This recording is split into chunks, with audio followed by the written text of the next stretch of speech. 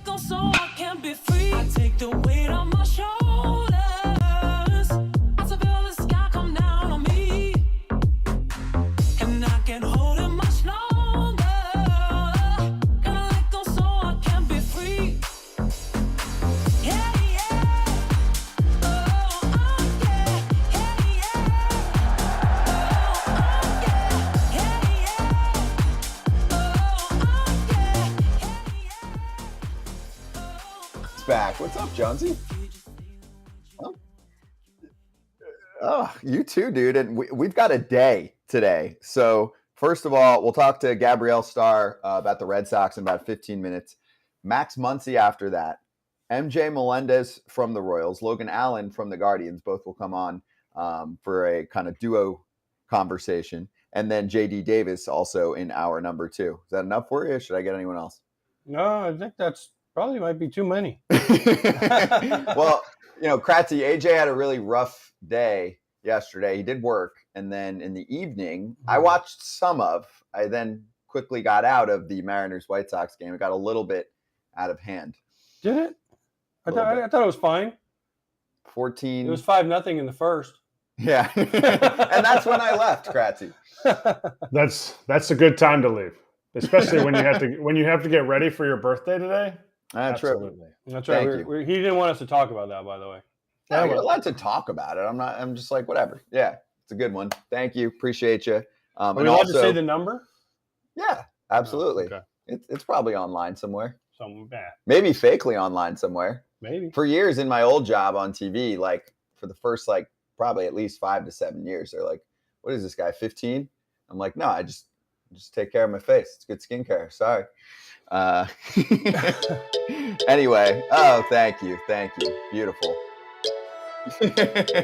We're looking at it. I don't know if anyone can hear if there is anything, but thank you. I don't look very pleased actually in that photo.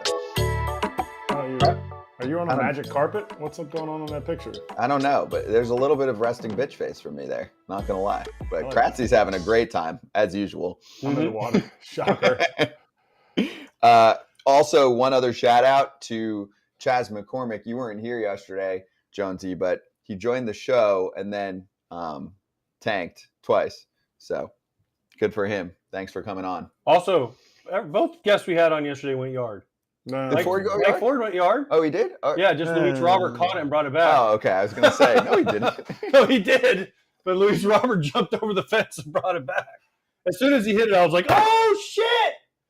And then Luis Robert jumped over the fence and did it. He's pretty good. Pulled a Jonesy on him. Yeah, well, congrats to Chaz on the 2 homers. All right, now let's charge the damn mound and get to some business here first off, and some very serious business as the Wander Franco story continues to unravel. Really, the next step here is that he's placed on administrative leave until further notice. MLB and you have the authorities in the Dominican Republic that are both separately investigating the alleged relationships with underage girls, and the statement here says, per an agreement between MLB and the MLBPA, Wander Franco has been placed on administrative leave until further notice as MLB continues its ongoing investigation. The administrative leave, effective immediately, is not disciplinary under the Joint Domestic Violence, Sexual Assault, and Child Abuse Policy. We will comment further at the appropriate time. So for now, I mean, the news as far as him being on the field is the same. He's not going to be on the field. I'm going to speculate a little bit that it could be surprising to see him on the field at some point this season. I think we'd be surprised, many of us at this point, just looking at the past history of how these investigations have gone, and the report last week from Hector Gomez, who we're trying to get on the show pretty soon as well to give us more context. But Wander, for now, he'll be getting big league service time, and he'll get paid his $2 million salary this year while they continue the investigation to see what was going on there. So again, just shitty news at the moment for Rays fans, who obviously aren't involved here and don't get to see some of their best players on the field, as what Mark Topkins said. This is one of the worst weeks ever in franchise history, if not the worst week in terms of what's going on and off the field here. Yeah, it's just not only is it bad for Rays fans, it's bad for baseball because this kid is ultra talented.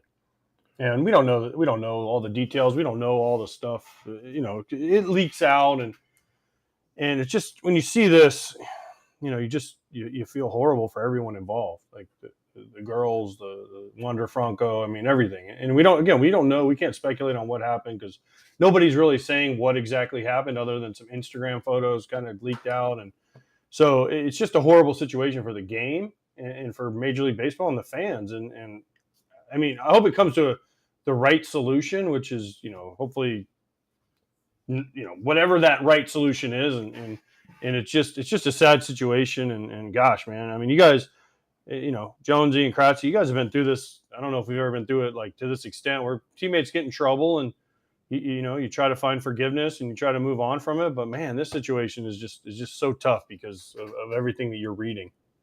Yeah. I mean, it's multi-level. Obviously, it's a stain on baseball for sure because, Wander Franco's an all-star. He is one of the game's top players. But like you said, we don't know everything. We feel sorry definitely for the young ladies involved in this. It just sucks on so many different levels. Just hopefully we can get to a solution sooner than later, so people can resume their lives. I know the Rays, especially fighting for a pennant race, they don't want this hanging over their heads and have to be asked about it. I'm sure they've had their own internal conversations, but it's just an unfortunate situation and something you don't wish on your worst enemies.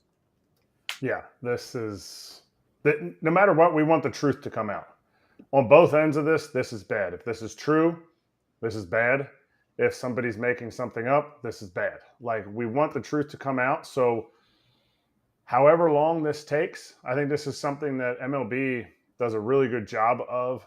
Not like, well, let's let them play and we'll keep investigating. They're doing their due diligence so that nobody is assumed guilty. He's not, both sides seem like they're very amicable in this, in the sense that, yes, we need to have administrative leave and it all gets sorted out. It is not something that you sign up for as an organization when you have your face of your franchise going through something like this. Wander signed for a really long time with the ball club. Yeah, it's like they were putting borderline lifetime contract for your career. They were putting him as the face of the Rays for the next 10 plus years, and now this, and there's nothing we can say really other than reporting what is coming out. Mm-hmm. But the fact that MLB suspended him or put him on leave last week. Sorry, suspended is the wrong word, but put him on leave last week. For a week, and the week expired, so they had to make another decision, and then they did this. It's again, we don't want to speculate, but it sure seems like, yes, they're doing their due diligence, but I mean, they don't just do this normally without having something. Right? No, there's an investigation. I mean, we don't have much yet, but there's an investigation in the Dominican Republic, and now MLB does their own to see, right? Because and we've seen this in the past, even regardless of what happens in potential court cases, MLB can still do its own investigation. We saw all of that unfold with the Trevor Bauer situation, right? Trevor Bauer's playing, but MLB suspended him separately for a long time. And the one other thing we do know is there are two girls that have raised concerns. One was that public Instagram situation. It was taken down, and we don't know a ton there. And the other is with law enforcement. That part we know too. So that was brought up before that. And that's all we know at the moment. But that's enough. And MLB probably knows more behind the scenes for them to say, okay, this is super serious. This could have legs to it. We need to take time to keep him off the field so we can see what's going on right now behind the scenes. And I agree with Kratzy. That is the right thing to do. 100%. Even if the player is saying, hey, I did nothing wrong, whatever, like the situation has to play itself out. You can't be at the ballpark on the field. Like it would be a circus right now to have him with the ball club. No, I mean, you guys played. Like, imagine if a player in a situation like this, and we have had many, admin leaves or situations where players have been under investigation. Like, if they were with the team during a moment like this, it would probably be a disaster. For the team and for the player. Just everything involved. And it might even inhibit the investigation, which to me is the most important part of it. Ultimately, this is like a small time span in his career, but I think the investigation is the most important part, so they get it right. And if you're still on the field and like other stories are being concocted, like when you saw Wander on his Instagram live feed and Jose Siri walked behind him and said something, like, you're with your teammates all the time and they're not investigating anything. They just know you as a person. And, the longer you're at the field, the longer you're around other people, maybe it slowly drags them into it. Like, oh, look what this person said during this time, if the investigation brings something negative out of this. Yeah, it's a good point. You had the part with Jose Siri quickly running into that IG live. So a lot still to cover on this front. Let's jump to the next, I would say, pressing topic in the sport over the past 24 hours. The owner of the Baltimore Orioles talking about the long-term future of players in Baltimore. A New York Times interview. I believe it was Tyler Kepner, right? Who wrote it? I think so, who's yeah. excellent. Because economics, Angelos, quote, conceded that it might not be feasible for his popular young core to be career Orioles like Brooks Robinson, Jim Palmer, and Cal Ripken Jr. And this was a tweet here from Brent Harris. Hope the O's figure out a way to pay Adley, Gunnar, Grayson. And Angelos went on to specifically cast a negative on the idea of giving one player a $150 to $200 million contract, which, in my own mind, by the way, Adley's already going to get that from someone, claiming, quote, we would be so financially underwater that you'd have to raise the prices massively. Okay, Jonesy, obviously we're going to go to you first. You played for Baltimore. And also, dude, like, I'm offended that they didn't include you. You got a big-ass deal. You stuck around there for a long time. Where's your damn name? I thought I would be a lifetimer there also. Things don't always work out like that for players. Fan bases. I learned that fan bases, they root for the name on the front a lot longer than they root for the name on the back. But it's the timing of it sucks because the timing of the Kevin Brown incident with the team just playing so great, it just overshadows everything that the team is doing. And the players, they're playing with their heads down, not worried about all the stuff that's going on outside. It's just when they're asked about things like this, it just takes them away from what's going on at hand. And AJ, this too, is when I got caught up with the Mariners, we were good, but like not that good. So all the veteran guys would leave the clubhouse when the media came in, and me, 22 years old, just like, hey, they're asking me all these tough questions. I didn't understand. I didn't have the service time to understand the question. Opposed to, ask me 6-7 years later down the road, I got you. They're asking rookies and second-year players questions about ownership when most guys don't even meet the damn owner yet. Yeah. Here's my thing. John Angelos, stop. Just stop. Please stop talking. No. Your team, no, please, for these reasons. One, your team is really good. And there's never been an owner in the history of baseball that's lost money when they sell their team. So if you don't like the economics of baseball, sell the damn team. Because you got Rushman, Henderson, you got Holiday coming, you got Santander, you got Mountcastle, you got Hayes, you've got all these dudes. Not even talking Bradish and the pitching and Bautista and Cano and all these other dudes. You're going to have to pay somebody because guess what? As much as you think the fans will keep coming to Camden Yards, and it's a great place to watch a game, if you continually to do this, they're going to stop because at some point, you're already charging $8.75 for a hot dog, $18 for a beer. But their payroll's huge. Their payroll's 28 out of 30. I was joking. I know, but what I'm saying is at some point, John, and this is not about you, John. This is about the team. Yeah. So stop doing interviews and stop talking about things like this, suspending Kevin Brown, not signing the lease for Camden Yards. Now you bring up the payroll. We haven't gotten to Masson yet. Like, stop. Let the attention be on the team. This is not about you, John Angelos. Yes, we all know you own the team, and your dad owned the team for a long time. But let it be about the organization, Mike Elias and Brandon Hyde and the Orioles. Like, it's not about John Angelos. Just sit back in the back. I just always look at, like, the Patriots are kind of the model. Kraft, he just said something very, but when he said it, it meant, but now you got John Angelos like, oh, this is about me and me. Look at me. Like, dude, shut up and go away. But he has to explain himself because this is an exciting young ball club that is going to be good for a certain window of time, and then they're going to cost more, and then they are going to leave if you don't lock them up to early extensions. The teams that do it right, and I know there have been teams that have done it wrong, that have tried to lock guys up to extensions, and they haven't all panned out. But most ball clubs, when they have longevity, it's because they did lock up players long term. Like the Atlanta Braves. Look at the Atlanta they're Braves. the prize Jonesy, wouldn't you? in that Kratzy, wouldn't you front. like the Orioles to be the Atlanta Braves? It's not like Adley Rushman's going to fall off a cliff. Gunnar Henderson's going to fall off a cliff. Yeah, but the Orioles are operating, payroll-wise like the Rays, or even maybe less than that. Lock these dudes up. They can lock them up now. Gunnar Yeah, but Henderson, lock Adley him up for the Rutschman next 7 already years. costs 100-something Okay, mil fine. at least. Okay, fine. But you can lock up these other dudes Right. for a fair amount. I mean, people said when Acuna signed, it was horrible for him. And great for the Braves and Albies too, right? And it probably was for Acuna and Albies. But they were happy because what do we tell players all the time? Get your first contract. If a team comes to you and says, hey, man, you're 22 years old, we're going to give you 7 years, $80 million. You have a hard time as a player, as a 22-year-old person going, but I could make $90 million.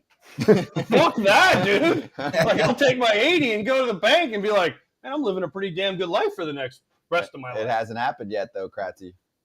No, but what long-term extensions early didn't work out? Like for every Scott Kingery, there are, you can't say Fernando Tatis didn't work out. Like still got like 16 more years of it.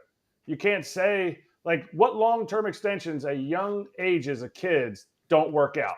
There are some. Not more than not, More, no, most of them work. Most of them work. Now, pitchers every once in a while get hurt, but most Absolutely. position player-wise, Like Luis Severino's been hurt a lot. He struggled with the but Yanks. I'm talking He's been position hurt. players. Position players. The White Sox have had some issues. I mean, Moncada, Okay. he's still been okay. He's been okay. Yeah. Mongo. Mongo worked out for the Worked out. Rays. I don't know. Yeah. We can do 100 players that work out on the extension side. I am completely for it. Throwing that money out there. That is the way that you can have long-term success, because you can't pay everybody a ton if they're superstars. My thing is, lock these guys up, yes, but I disagree with you, AJ. No, John, keep talking. Keep talking. You're just being selfish, though. You just want to have something to talk. All for guys to be talking, and I want to see what his truth is. He lives in a different world. Like, he flies on more PJs than Jonesy does. Like, he lives in a circle of people who probably don't have the kinds of overhead costs for their organization like a baseball owner would have. He lives in a world that is wrought with just businessmen and politicians and all this stuff. And so he sees things in his truth, he sees them differently. You didn't hear jack from this guy when the Orioles sucked. Nothing. It was like a 3-year hiatus. He came out of hiding to make fun of, who was that, Connolly or Dan Connolly? I forget who the writer was. Yeah, Dan Connolly. Yeah, when he was challenging, hey, look at our books. I mean, this is part of the problem, Kratzy, is they're not poor. If they were poor, you sell the team. Open the books. He won't. Open the book. You don't even need to open the I'll books. open books. Do that. We already He said he know. would. Every owner is rich. But It's he a said he bet. would, We don't Kratzy. need to go any deeper than He that. said he would open the books. I So want do one it. owner at one time to have the courage to actually show all the books. If you're bitching about your business and you Show the own books. you own a franchise, this goes through any sport, Jonesy. Is it not insulting to all human beings if you own a sports franchise to play poor? That is like the ultimate insult to your fan base. To your fan base, yes, but not to your personal wealth. I mean, billionaires are billionaires for a reason, not because they cared about everybody else's feelings and emotions. That's not the True. the care of a billionaire. But to that, if you own a sports team, and we talk as athletes, but as fans too, we all fans of different sports, and we all have that that conversation. If I own a sports team, I'd be there. I'd be like Mark Cuban if I was an owner. I'd be there. I'd be at the game. I may not be so involved to where I get fined, but I would be involved. I'd be Ballmer. I'd be there because I love sports that much. When I see owners not there at the games and stuff like that, I don't think that okay, they don't like the product.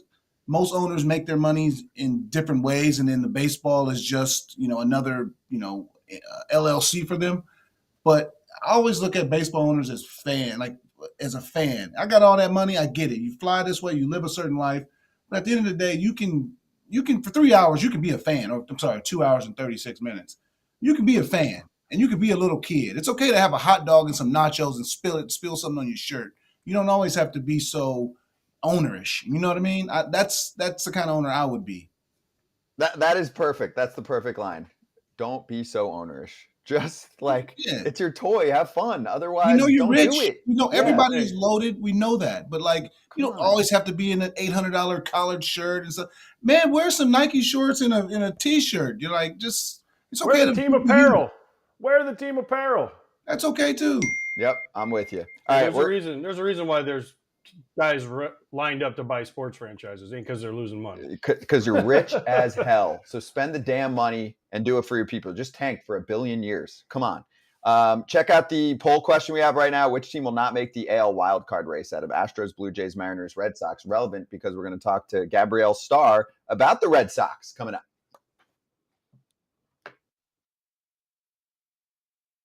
Mariners seem to go as Julio Rodriguez goes because he didn't play he made the All-Star team. I get it. Kind of a hometown pick for the All-Star game because his first half wasn't very good.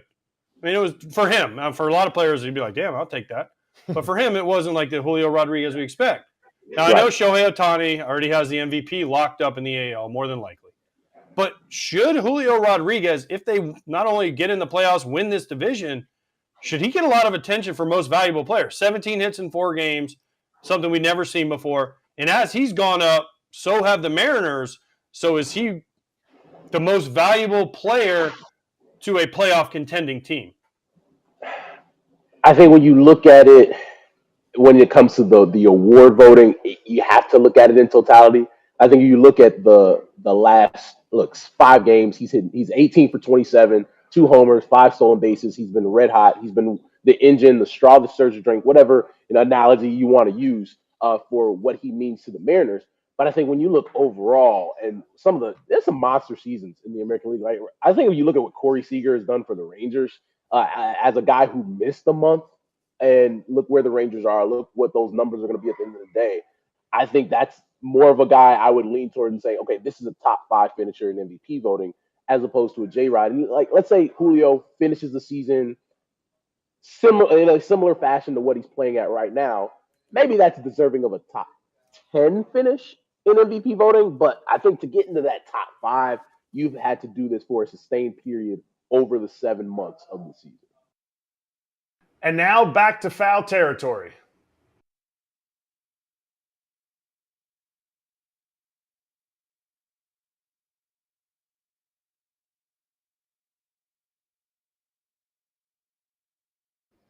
Back at it on Stadium. Pierzynski, Kratz, Braun, Jones. And are we ready for our guest? Just making sure. Is she good to go? Yes? No? Not yet? Kratz, am I going off of you? No. All right. Gabrielle Starr, ready to go right now from the Boston Herald, covers the Boston Red Sox, joining us on FT Live. Gabrielle, we appreciate the time. Great to have you on. And how surprised are you that you're covering a Red Sox team in late August that is still very much in the thick of the wild card race? Thanks for having me, guys. I'm honestly not that surprised because I kind of felt like this would be another one of those years where, oh,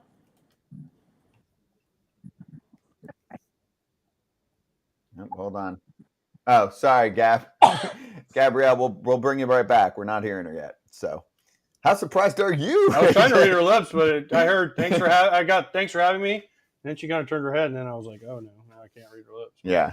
I will say I'm very surprised. I am very surprised. The pitching has held up enough. The offense has been better than expected. So I would say one of the names that sticks out to me, because I know, Jonesy, you've watched him and you like him, Yoshida's looked really good. And the Red Sox were very confident about that signing. But also sometimes it still takes time for a player to adjust to the big leagues. Not for him. What's the matter? JT. Turner? Yeah, Turner's been great. I'm saying the offense as a whole, though, like Jonesy, Yoshida's worked out really well for them as a signing right away. Consistent. That's the name of his game. He hit for more power, obviously in Japan, more doubles, more home runs, but it's the big leagues. It's a completely different game. But he's hitting 300. There's no complaint about that. He's lined himself up to finish, I think, in the top 3 rookie of the year. I think Gunnar Henderson's starting to run away with it a little bit, or put his name ahead of Josh Young just a little bit. But Yoshida is just having a fantastic overall year. He's playing a lot better defense, and the people I've talked to there just absolutely love him. They love his attitude, what he brings every single day, and I'm just so happy for him that he's playing good baseball. Kratzy, where'd you have the Red Sox this year? Be real. Right where they're at. I thought they'd be a 500 team, maybe a few games under. I think the number was like 83 wins, or it was 79 wins, something like that. I think they're going to be. I think they'll be right on that 500, just because they're just kind of meh, and it was kind of based on their offseason. Yeah, they picked up Yoshida, but until they got Turner late on that 2-year deal, and even when they got Turner, it was kind of like I didn't see him having the year that he's having. He's been unbelievable. But what did they do on the pitching front to solidify their pitching? What did they do compared to the other teams in the division? So I think they've overachieved based on – not overachieved. I think they've done better than I thought they were going to do, for sure. I mean, I made a bet. I would have red hair if they won more games than the White Sox. Let's That's bring pretty Gabrielle locked in. back. And yeah, so, I want you to tell her about it. Gabrielle, you got us? Hey, there we go. Sorry about that. No, it's probably me. No, all good. So AJ at the beginning of the season made a bet that if the Red Sox won more games, you would what? Dye your hair red? Red. And if the White Sox won more games, who's dyeing their hair white? A buddy of mine. It doesn't matter now, right? Yeah. That's not It doesn't even matter who it is. Can't wait for your hair. Lost. When is this? October? I don't know. We got to figure that out. Okay. But just know this: the day it happens, I'll also be the day I shave my head. So you better get a picture of it real quick. Okay. I'll be here. I'm here every day. So to go back to the question, though, how surprised are you? What's worked out to get them to this point to still be at least definitely in the conversation for a wild card spot, which is much more than we can say about their division rival? Well, first of all, AJ, is it Justin Turner red, or are we talking like Red Sox red? Like you see the jersey behind Scott? The Red Sox are red. Like not Justin Turner red. Like I'm talking like red. So it's gonna be like red on my shirt. It's gonna match perfectly. Carlton Fisk jersey, by the way, right here. I love that. Love Carlton Fisk. It's interesting. I think the question isn't so much, am I surprised by them maybe exceeding expectations, as more, am I surprised how many things have gone right for them in a season when so many things have gone wrong for them?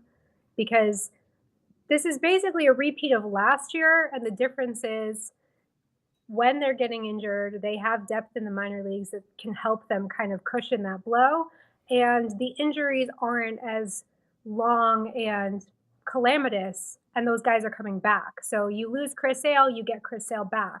You lose Tanner Houck. Tanner Houck's coming back tonight. Garrett Whitlock. These guys aren't done for the year. They're done for a month. And while they're out, there's other guys that are able to pick them up. So I think it's more a testament to the growth in their farm system and the talent that they've developed that's kind of not only kept them treading water, but put them in the wild card conversation this late into the season, which I don't think most people expected at the beginning of the year. I love their farm system. I say that because I worked for them for about half a year. But is this season been a failure in the sense of, shoot, they didn't do much to get to like make this team, and now ownership's being rewarded for like, we were so close to the playoffs. So could this set them back? I asked the last Red Sox personnel we had on, could this set them back for years because ownership, who's non-existent, has been booed out of the stadium, out of Sox Fest. He's like, well, look what we did. We created a team that almost made it, and we're better than the Yankees, so we win. and without exceeding the luxury tax, which is always as impressive as the Tampa Bay Rays are. In that way, they're bad for teams like the Red Sox, who should be spending every year, and don't spend every year, though they do spend a lot. Anyone who wants to pretend they don't go over the luxury tax on a regular basis is ignoring facts. I don't know. I mean, I think in some ways it's bad when they overperform in a season when they're not supposed to. But I think a lot of people inside and outside of the organization saw this as a bridge year where they might be better than people expect. They were definitely going to be better than last year because it was pretty hard not to be better than last year. But that this was going to be a year where they showed that they were getting close and that next year would be that year when they're kind of back in business. And I think you're seeing that they're strongly towards the back in business side with the way that they've played this year with the farm system, um, because they do have so much talent. I mean, they just called up a guy that they got at last year's trade deadline from the Houston Astros. He's going to make his debut against the Houston Astros this week. Wilyer Abreu, they got him for Christian Vasquez. The guy's hitting absolute bombs in AAA, and now he's joining the big league team. Is it bad that the Red Sox, didn't do maybe more at the trade deadline, didn't, go over the luxury tax again this year? Maybe. But you also see a lot of guys that they were either linked to or interested in who aren't having such good years or have gotten injured where you think, well, maybe they dodged a bullet and maybe the Red Sox are playing chess and everyone else is playing checkers by not just desperately throwing money and prospects at anyone to try and be a postseason team. Gabrielle, let's go back to your first thing you said. Luxury tax, Red Sox. They're not the Baltimore Orioles. This isn't John Angelos. No. This is John Henry and the Red Sox we're talking about. Spend the damn money and make the team good. I say This it isn't all a the poor time. team. This isn't we're in a small market. We have nobody that comes to the games. This is the Red Sox. I know, Asia. You're talking to a mirror. I say it all the time. I write it in the Herald. This is a team where they can celebrate resetting the luxury tax this year, and at the end of the day, they're the most expensive ticket in the game for a family of four, and they're the Red Sox. They're one of the richest ownership groups in all of professional sports, not just baseball. They should be spending the money every year. But I also understand why, after finishing in last place last year, they'd want to reset. I don't agree with it, but I understand it. I think every team should be spending to win every single year. I don't think any team should be going into the season a guaranteed loser before opening day. I think it's bad for the sport that the same 6 or 7 teams are going to the playoffs every single year, and then there's 1 or 2 literal wild cards that are sneaking in. It shouldn't be that way. The best part of baseball used to be how unexpected these things were, that a team like the 2004 Red Sox could sneak in on that one wild card, upset the Yankees, and reverse the curse. That's the kind of stuff that makes baseball so exciting. And you can speed up the pitch clock all you want, but at the end of the day, if every single postseason is Astros, Dodgers, Yankees, and then, the Baltimore Orioles snuck in there, it's not going to be intriguing for fans, young fans of those other fan bases. Those people who didn't grow up watching the Pittsburgh Pirates 30 years ago, back when, they were potentially a contender. Kids today aren't going to grow up being Pirates fans if the Pirates don't do anything ever. That's a good message for Bob Nutting. Yeah, I was going to say, and for John Fisher in Oakland. And John Angelos. Yes. And there's a whole list. And John Angelos in Baltimore. We could go on and on. The sport is the gift that keeps on giving. Gabrielle, we're a little short on time this time, but let's bring you back because of the little tech there. We'd love to have you back sometime soon. Hopefully the Sox keep it going. Let's bring you back in September. You good for a call-up? Oh, yeah, anytime. Awesome. Well, thanks for joining us. We appreciate it.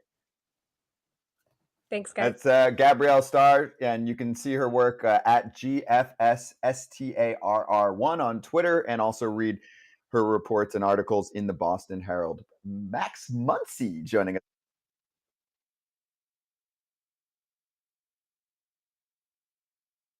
Dude, the Tommy Pham stuff, from the Mets fans about how he's a bad guy in the clubhouse, and then I love that Steve Cohen was like, y'all shut the fuck up because he wasn't. It's pretty badass, dude. That the owner takes to Twitter and defends you.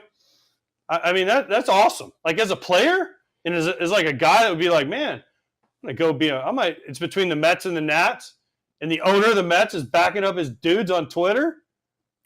I mean, it doesn't mean that much, but it means something. Lindor backed him up too. Remember? Listen, I played with Tommy Pham. He's definitely a different fella. Yeah. But deep down, he's a good guy. People like him. He works his ass off. Dude, listen, when I did a Mets game a couple weeks ago, my son had something going on, and he has the same thing with his eyes. And he went out of his way to talk to me for a long time, send me texts and send me information about some stuff. And I mean, I know we were teammates for a little while in 2014 with the Cardinals, but he didn't have to do that. And he was awesome. And so, I mean, I can only speak from my experiences with guys. He was awesome, and I love seeing Steve Cohen do this. And did you see the whole – I haven't gotten to see all of it yet because there's, like, videos coming out from, like, fans all over him in San Diego. I saw that. And then Torey Lovello backed up Tommy because he's, like, talking to the fans. It's not like he went into the seats or, like, touched anyone. Like, Rendon situation from earlier in the year was way worse. Fam's just like going back and forth with a guy who, like, one Padres fans like, he is the model citizen, whatever. And Fam's like, really? He's like, you should see the shit he said to me. Let's put him on a lie detector test. If he passes it and says he didn't say what he did actually say, I'll put up 100 G's. That sounds pretty fucking legit. You're going to go after Tommy for that? Like, that's pretty cool. He feels pretty confident that this fan was being a bitch. And I believe him. Can we get this on FT? What? Can we get the lie detector test on FT? We'll have Tommy Pham. Mm-hmm. Get the fan. We'll have the fan, and we'll have Scott Braun administering the lie detector I would love test. to do that. And now, back to foul territory.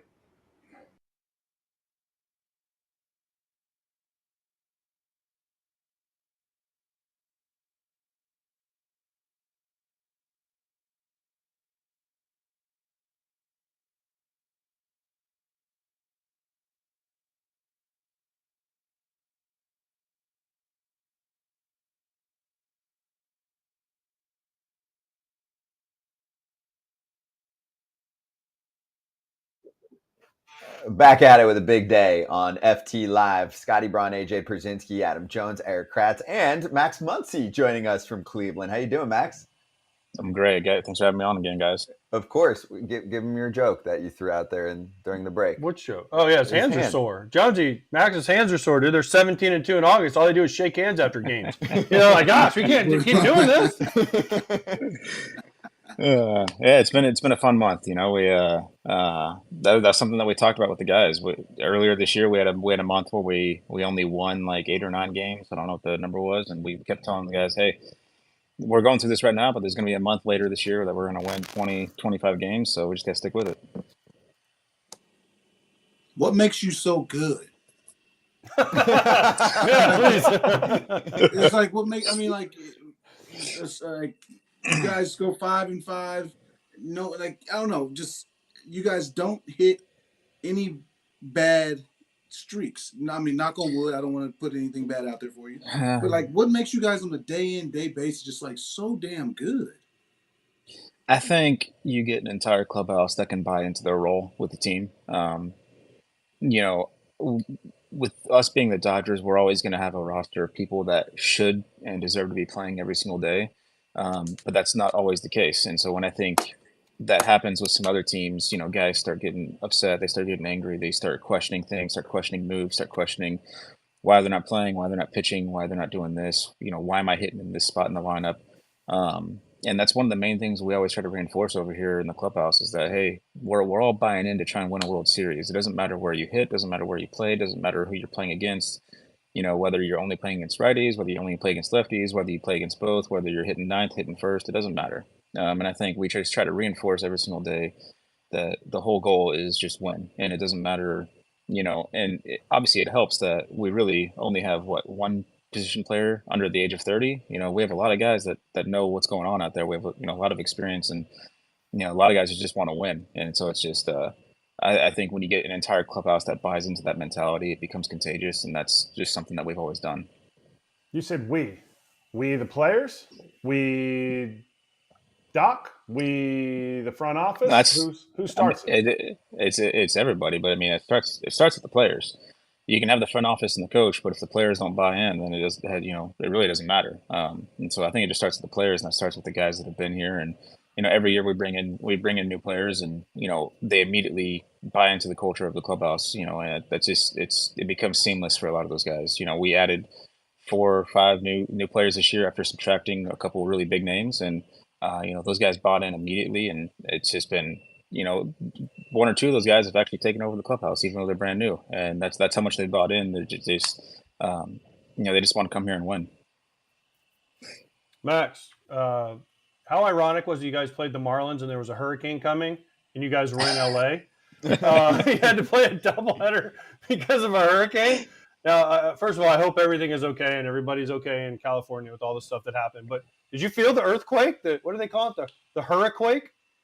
Yeah, I was sitting at home with the family, when we were making sure that we weren't getting flooded out, and I was actually walking down the stairs, and the whole house started shaking, and we were freaking out. The chandelier was swinging back and forth, and we were kind of like, it felt like the end of the world. Everything was just happening all at once. The streets were flooding. There's a earthquake going on. It was a pretty wild experience. The group chat went off. Everyone was asking if we felt the hurricane or felt the earthquake.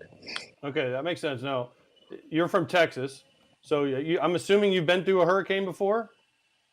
No, not a hurricane. That where I'm at in Texas and Dallas, a little farther away from the coast. So okay. we get rain, but not really like the hurricane type weather. Because people in California, dude, it rains like this much.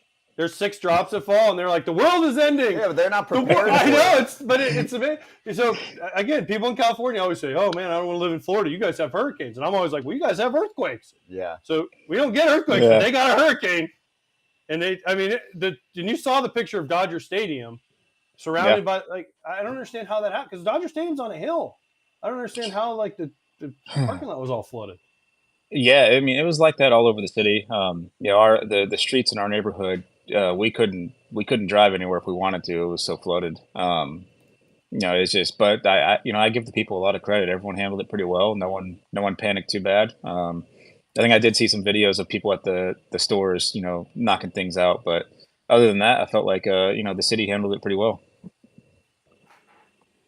Max, and cool if you don't want to go here, but everything okay? I mean, obviously there's stories out there about the situation at home as well with you and Freddie. So everything okay on that front too? Everyone's safe and okay? Yeah, everything's going to be okay. We'll just leave it at that. That's fair. Tough situation, but everything's okay. Okay. Let's brighten it up then. How you get to watch Mookie Betts on a daily basis, and it's like beating an old drum. But how special is it really? Yeah, I mean, you're getting to watch a Hall of Famer. You get 1 and 2 in your lineup. Guys always on base. That's why you got so many damn RBIs. But how fun is it to watch him and Freddie just every day battle against each other? It seems like. Yeah, it's a pretty special experience. Those 2 guys. I mean, Freddie is so old school with everything that he does. You're going to play every single day with Freddie. He doesn't care if you're sick, banged up, dealing with something. You're going to be in the lineup. That's Freddie's rule. And I think it's really changed. It's changed a lot of the culture over here for sure. We're a big team that looked into giving guys rest days and that kind of stuff. And Freddie said, no, we're not going to do that anymore. So he's kind of changed that culture a little bit. And then with Mookie, it's just what can't he do? It's it's just kind of a wild experience. You get to watch him every single day. The other day we had LeBron come out to the game, and Mookie said, "Hey, I'm gonna show out for him," and he went out there and hit 2 home runs. He just sat there and said, "I'm gonna show out for him," and he went out and did it. And there's not many guys that can do that. You feel like when he does something like that, you're sitting there going, "Are you not trying the other days?" Like, because I would see that with superstars like that. Obviously, other fringe Hall of Fame players. I think Mookie's a Hall of Fame player. But you're kind of like, are you ever amazed by him, or is that just are you just normally amazed by what he does? I think it's wearing off a little bit, but at the beginning I was definitely amazed every single day. It's really special what he can go out there and do every single day. It doesn't matter what position you put him out. He's a Gold Glover everywhere. you put him in right field, he's the best right fielder in baseball. We've put him at second base, and he's been, unbelievable over there. The plays he makes, how solid he's been on, making sure he's always in the right spot. And that's something that I feel like is hard for players to do when they play multiple positions, is always knowing where you need to be when a play's happening when you're not involved. And, he's always in the right spot. We put him at shortstop, and he excelled over there. And, it's just – I think the only thing he doesn't like doing is not leading off. He loves to lead off. I think one year we tried batting him in a different spot, and he didn't like that. So I think that's the only thing he doesn't excel at, is not leading off. So from one elite athlete to another one, now that you've seen Lance for 3 or 4 starts, is he all that you were hoping for? Oh yeah, I love it. Just the attitude he brings, the mentality, the competitiveness, the fieriness. It's really fun to play behind, and I think it's good for a lot of our young pitchers to see him go out there and just be a bulldog. And it's he's been great for us so far, and we know down the stretch he's going to be even better. And I was talking with him yesterday on the plane. Actually, he's just he's rejuvenated coming over here. He's excited to go out there and play, and you can definitely see it out there on the mound. He has just the attitude he's been bringing it's been great. All right, Max, putting you on the spot here for real quick. So who's the Dodgers MVP this year? Freddie Freeman or Mookie Betts? Oh man, I got to go with Freddie. It's just, but Mookie's making a case lately. I didn't. The thing is, I didn't realize it, but I looked up the other day. Mookie's hitting like 296 or something like that now. But for me with Freddie, he's been 340 the entire year. It's just so consistent with everything he does. I mean, he leads baseball in extra base hits, I think. And it's it's hard. I don't know. It's hard to pick between either one of those two. It's good to have a tough choice like that on one team. Yes, it's very good. It's very good. Very good to have that choice. You can just hide, Max. You can just hide in the shadows. You just hit behind him and those two, and then Will Smith. We'll put you between Will and JD Martinez. Oh yeah, well, forget about you in the 4-hole. And oh yeah, here's another homer. So yeah, tough spot to be in as a Dodger. That's great. I'll hit the homer and I'll take the walk, and JD can drop me in. Hey Max, so team's clicking right now. Things are going well, but I keep an eye on. This is a thing with the Dodgers, who could be coming back, right? Because the team definitely goes through its fair share of injuries, and some of them are long-term. And I've watched some Walker Buehler playoff outings. They've looked pretty good in the past, pretty helpful for the ball club. So I know you're not going to give me the health update. And I listened to Doc talk about him the other day, but it's sounding more and more realistic that he is going to be an impactful contributor to this ball club. So have you spoken to him? Are the guys talking about it? Because we know, he's got the clutch gene for you guys on the mound. Hey, if I had the health update, I would definitely give it to you, but I don't know what it is. When we were in Arizona, he threw a live BP to some hitters, and I think the whole team was out there watching it. I think that kind of says all you really need to know, that the whole team is out there watching a live BP because they want to see where he's at, and the whole team knows that what this guy can bring to the table for us, and especially him in the postseason. It's a whole nother gear, a whole other animal, and if that's something that can happen, it would be a huge boost. There's no doubt about that. We had a advanced scout for another team come on here the other day, and I asked who has the best lineup in the National League. I want you to answer the same question. Oh man, I'm going to go with us just because. But the Braves are, what they're doing this year is very special. There's definitely no wrong answer if you choose the Braves. That's fair. Yeah. I'd be beating my chest saying Dodgers. I said 4-0 for the Dodgers. Say Dodgers. I know, but I'd be like Dodgers. Got a million RBIs.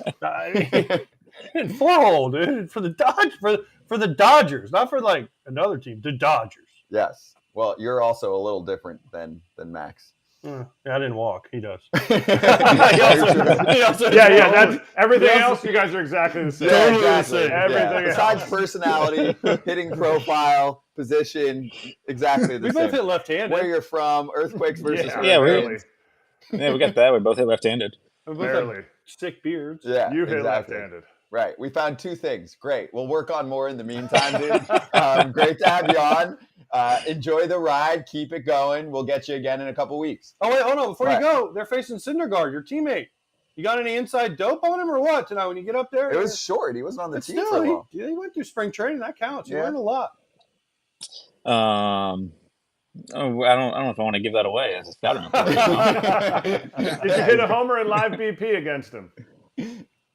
Did I? Yeah.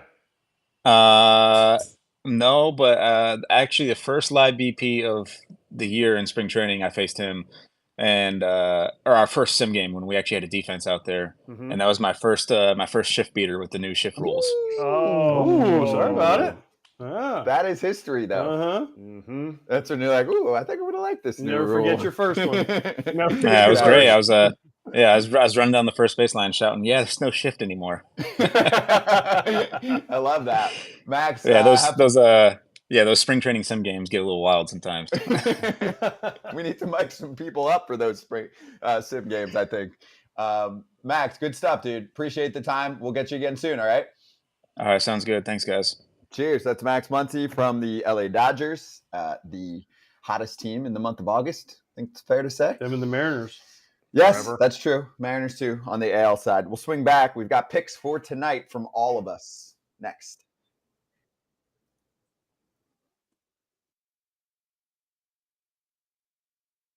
One more Mariners question from me. Who's got the most pop on the Mariners? Maybe in BP, let's call it, because you got some serious swingers there. I mean, you got Raleigh, got Gino, Julio. You can tell me if I'm missing anyone else from like the big boppers. Man, Demo's got some thump. I mean, it's a pretty good group. I love BP, so you know, I like to try to put on a show during BP when I can. Yeah, I mean, Julio's got a ton of juice and stuff to beat. Gino's got some crazy juice in there too, and Murphy, Calico. Tom Murphy. Tom Jack, dude. Yeah, Tom just hits like the 110-mile-an-hour piercing line drive. You know what I mean? What a body! Oh man, he's jacked. He is incredibly in shape. And have you, Kratz? You ever came across Murph? Yeah. We played together in exhibition games for like 2 minutes with the Giants. Yeah, he is so locked in this year. It's just like boom, and it's been incredible to watch. Definitely trying to take some of his stuff and apply it to myself too. Just kind of block out. He's a yogurt guy. There's no doubt. Oh yeah. Very, very clean eating and incredibly focused. What was it like watching Julio the last 4 days?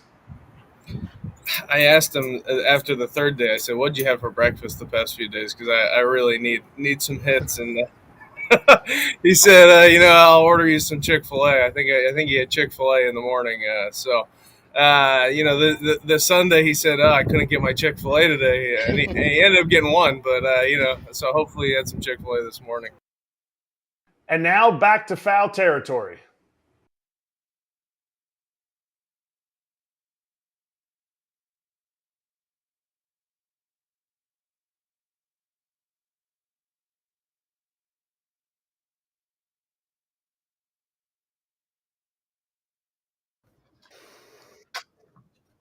It is Promo Boost Tuesday on FT Live. So let's run through our picks. But first off, it's FT Heater Tuesday. Okay. That means get a little boost if you're in the Bet MGM app. And that means the national game tonight, which is the Red Sox and Astros. We've got Stros to win, just money line. Okay. And Verlander 5+ K. So go check out that FT Heater. Depending on where you are, obviously, on what the odds are. Have a look. Okay.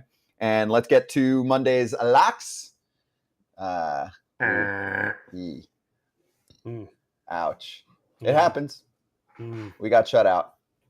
KC lost. You didn't hit your K prop, right? For Nola. Yeah, one You short. hit the over easy. One right? short. One short. Damn. All right. So When did that here we feel? are. We're still all in good shape. AJ's got work to do now. I like the way I like. Yeah. You like a challenge? I like a challenge to get out from All right. underneath. So let's do our Bet MGM locks for Tuesday. What do you got? I go first? Who's going first? Let Jonesy go first. He's the one that always wins. Is Baltimore playing tonight? They are. I'm sure he'll take them. Minus 500. I got a simple strategy. No, I'm just taking it just a grand slam from somebody. No, I'm gonna keep it simple. Two teams fighting for playoff spots. The Brewers have been playing fantastic baseball, coming off a really, really good trip to Texas. I'm gonna take them money line over the Minnesota Twins tonight. Just keep it simple and win. Just again, slow and steady wins the race. Kratz? I'm going to go Miley, giving me 3+ Ks and a walk. He's walked somebody every single outing except for one. And Ober is giving me 4 Ks for minus 115. Okay. I hope Miley gets the 3 because he don't strike out anybody. He gets the 3. 3 is a lot. He gets the 3. 3 is He a gets lot. 3 for every him. game except for one. He's had a 2 strikeout game, so 3 feels pretty easy, but it felt pretty easy with Nola too. Tell him, sideways hat. Tell him. Yeah. The hat That hat is hanging on for dear life. I'm going Yankee. This is a weird one. Just because the Yankees lost 8 in a row, they had an off day. They're calling up some kids. I'm going Yankees run line minus 1.5. And then Carlos Rodon's going to bounce back after all the heat he's been taking and get 5 Ks. And that gives me plus 170. There you go. Okay. Ooh. And I've got the FT heater. Why not? I'm going to ride that. Houston money line, Verlander 5+ Ks. Get after. And use the bonus code FOUL. It's easy to get it done. Sign up and deposit into your newly created account. Download the Bet MGM Sports app on iOS or Android, or visit betmgm.com. Place your first bet offer. Receive up to $1,000 back in bonus bets if it loses. And if that does happen, your bonus bets will be available once the wager is settled. Always bet responsibly. If more concerned, call 1-800-GAMBLER. We'll swing right back on the FT YouTube channel for hour number 2 of Foul Territory. MJ Melendez, Logan Allen, and JD Davis joining us in hour 2.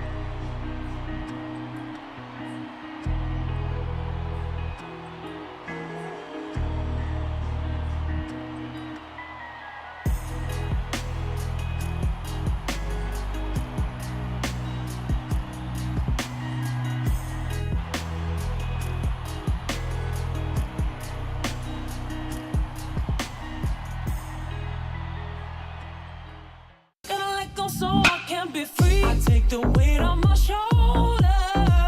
I feel the sky come down on me, and I can't hold it much longer. Gotta let go so I can be free. Yeah, yeah. Oh, yeah. Yeah, yeah. Oh, yeah. Yeah, yeah. Crazy. Here we go, FT Live, hour number 2. Scotty Braun, AJ Pierzynski, Erik Kratz, and Adam Jones with you right now. We are going to talk to Logan Allen and MJ Melendez very soon, and then JD Davis also joining us soon as well on the show. So get ready for all of that.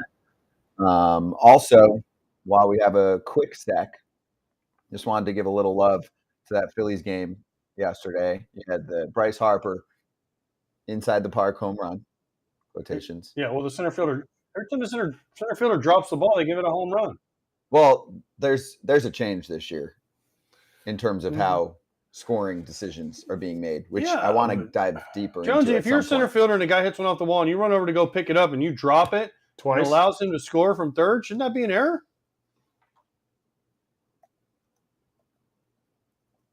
Jonesy said yes. Sorry, that's an error. I do apologize. Yeah, that's an error. If you pick it up and you drop it, that's an error. I had an inside the Parker with Rajay Davis. Thought he caught it and slammed his glove, so that's not an error. The other way is an error, though. Rajay Davis is one of my all-time favorite things I've ever seen on a baseball field. When he threw his glove and the ball's behind him, he has no idea, and you're just like, oh, slow trotting no. around. Oh, that was a pretty good one. I'll take that. I needed oxygen. Yeah, so Bryce gets the inside the Parker, and also big for the Phils, and they're in a pretty good spot right now in that first wild card seat. Aaron Nola going 7 innings, scattered 7 hits, 2 earned runs, a walk, 5 Ks, because he's had his ups and downs this year. He's changed a little bit of his pitch mix this year as well. Phillies are fine. Phillies are in. Phillies are going to be hot. Phillies are going to be dangerous. I think Aaron Nola is going to be dangerous. I think he's going to finish strong. I think some of the peripherals and also like the velo, a lot of things look okay on that front. It'll be fine. So, but the Phillies are the one team. If you're the Braves or the Dodgers, you look at it and say they're scary. You don't want to play them, right? You don't want to play them because of their lineup, and you don't want to play them because they're pitching, and you also don't want to play them because they ain't afraid of the big boys. They're not like the other teams that are like, oh no, the Braves, oh no, the Dodgers. The Phillies are like, we kicked the Braves' ass last year. We went to the World Series last year. We're the kings of the block right now. We'll be fine. Mm-hmm. And Nola's historically until last year faded down the stretch, and that was a thing for everybody. But I'm listening to radio around here, so that's the biggest thing. And I'm calling into the one guy that works on the radio. I'm like, look at this dude. This dude has 32 starts a season. He is always out there. That's why he's going to fade near September. Now he's got an opportunity back-to-back years to be in the playoffs. I completely agree with AJ. I think he is going to be ready to go. He knows what he needs to do. He knows how he needs to get his body ready to pitch this long into the season. They're a good team. They're definitely good, and they're showing it now too. Scary, scary lineup. Mm-hmm. Yeah. Hey, I would say they're looking at the rest of the wild card race and saying, okay, there's decent teams, but they're all like super erratic right now. I mean, you had the Giants in like their little 11-19 lull. The Diamondbacks really fell apart for a bit, and now they've swung back on the winning side of things. But they went 17-25 over a 32 game span. Now they're 8-2 in their last 10. I don't know how much I trust the Reds. So there's been a lot of ups and downs in the NL wildcard race. The only thing I feel good about is that the Phillies are in a good spot. Oh, absolutely. The Phillies, I mean, there's Cubs, Giants, Diamondbacks, Reds, Marlins are within 2 games of each other. That's 5 teams for 2 spots. Get out those tiebreaker scenarios, boys. No, we did. We went Start over it studying yesterday. up on run differential on Tuesdays with the grass dewy at 54 degrees because that's going to be the final tiebreaker to get somebody in. Jonesy, do you know what the how many game 163s there can be nowadays? Almost 4. None. It's gone. I guess just through the whole tiebreaker scenario. Since the wild card, last year was added. It's just one tiebreaker, then another tiebreaker, then another tiebreaker, right? Yeah. Obviously, head-to-head makes sense, division, and then it just keeps getting past what my brain can handle. Mm-hmm. So I just do what the league tells me. Flip a coin. Rochambeau, Jonesy. More teams are in it. It creates more excitement. That's why you see players or teams hold on to players longer at the trade deadline because that extra. Like I said, you just read off 5 teams for 2 spots. 3 teams realistically aren't. 3 teams aren't going to make it, but 3 teams realistically don't have a chance. Although we always think we do. That's why you said like the Phillies have been there before. They're hitting their stride at the right time. So they, a veteran team always generally pulls out in this scenario. I need to see game 163s. I was part of it in 18. There was the two 163s, and then there was the wild card the next day. Champagne all over Chicago, Wrigley Field. They never got to celebrate. I need to see that. It's so tragic. I read that whole article again about how there's no tie breaks. The tie break scenarios are terrible within the division and then against outside of the division, even though it's not your division. What if your division sucks and you had a better? I don't know. I think the tie break should be you play it, you win, you're in. Hey, that's the life. That's the life of the game. I love it. think there's a schedule squeeze at this I don't point. care. I want chaos, and I want game 163, game 164, game 165. Yep. I don't care. Let's go. Let's have As a home player, run you derby want that, figured man. out. I don't want to play all year and then have it come down to, you know, some game in April. And I know it always matters. Every game counts, but I don't want it to come down to a game in April against, a team that's not in the playoff race that we lost to like that. It just, I don't know. There's got to be a better way. Be better. Well, yeah, you can create extra space in the schedule for that. You could, but that would, But do you want to have that would make too much sense. a one-game wild card again, or do you like having a series? But this doesn't happen every year. I want one game to determine who gets to play the next. And what if there are multiple ties? And you do it again. You play the two. You flip a coin, or you rotate. And it's a gift that keeps on giving. Yes, chaos. All right, ready for chaos? A ton of people are going to be on your screen at the same time coming up right now. Your perfect game players of the week, as we bring on a PG player of the week each week, powered by Launch Hydrate. This week, we are bringing on two big leaguers. So they were PG players of the week way back in the day. MJ Melendez of the Kansas City Royals, Logan Allen of the Cleveland Guardians. Teammates going way, way back. I'm talking like the 2000 teens. Okay. Oh, way back. Let's bring them both on right now. Logan, MJ, how you guys both doing? Logan, I'll start with you. Can you give us the background of the relationship with you two going back to your earlier days?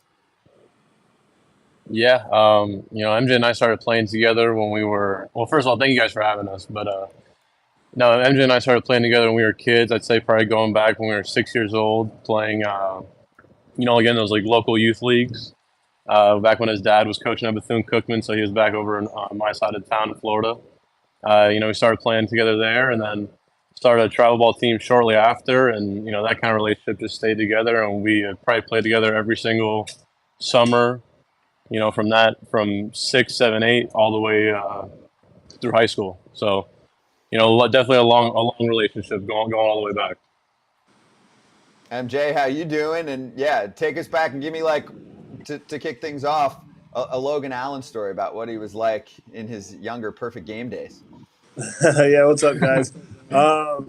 So me and Logan have been together ever since we were probably about like 6 years old, like he said. And I don't know if it's kind of cutting out, but I see it getting a little blurry.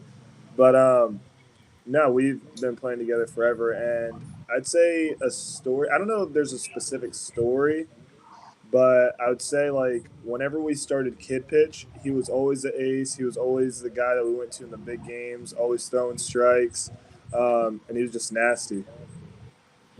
Did you guys had to have the inside advantage because Logan, didn't you play for MJ's dad in college? I did. I was fortunate enough to play with him for him for 3 years. And actually, funny story, my older brother played for his dad as well when he was at Alabama State. So our family connection goes really deep, and they've definitely been really good to us. So we're definitely always thankful for them. That's awesome.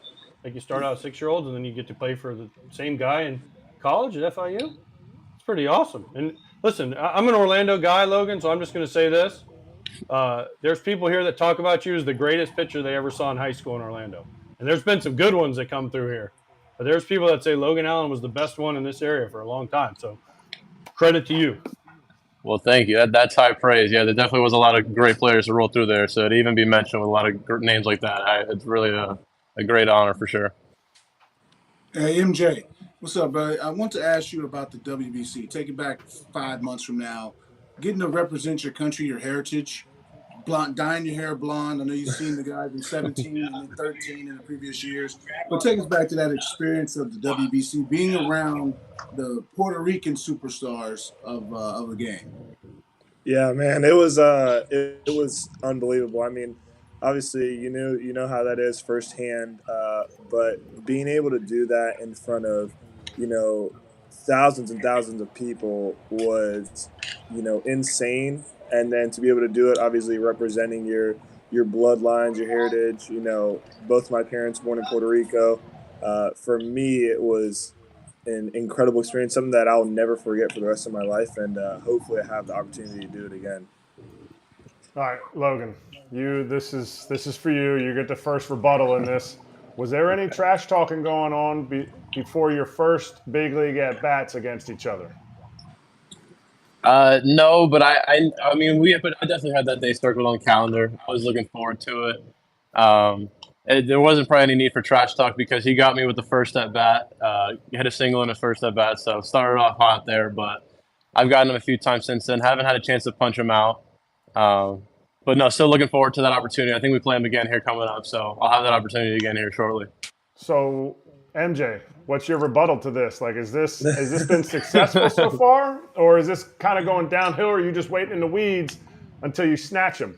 Yeah, I mean, so I got him the first at bat, and I remember on our report there was like he doesn't really throw his changeup to lefties, and I ended up seeing 2 that at bat. So I was like, okay, I see how it is. You try to get me out with something I wasn't expecting. So yeah, since then I haven't struck out, but I also haven't got another hit.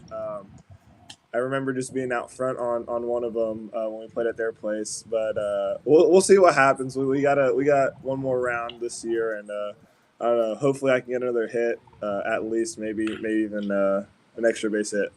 Well, let's say MJ, you go deep, right? You go deep. I mean, is there extra little extra, bat flip, and then Logan, you punch him out. Is there a little extra? Yeah, sit down.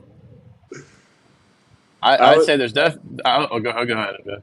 I would say if I hit a home run, or when I hit a home run rather, Yep. I'll definitely probably give him a little smirk. I'll probably I'm not gonna show him up or anything, but I'll probably laugh and try to see his reactions, run around the bases. I'll tell you if he hits a home run and gives me that look on the next at bat, I'm going behind him. For sure.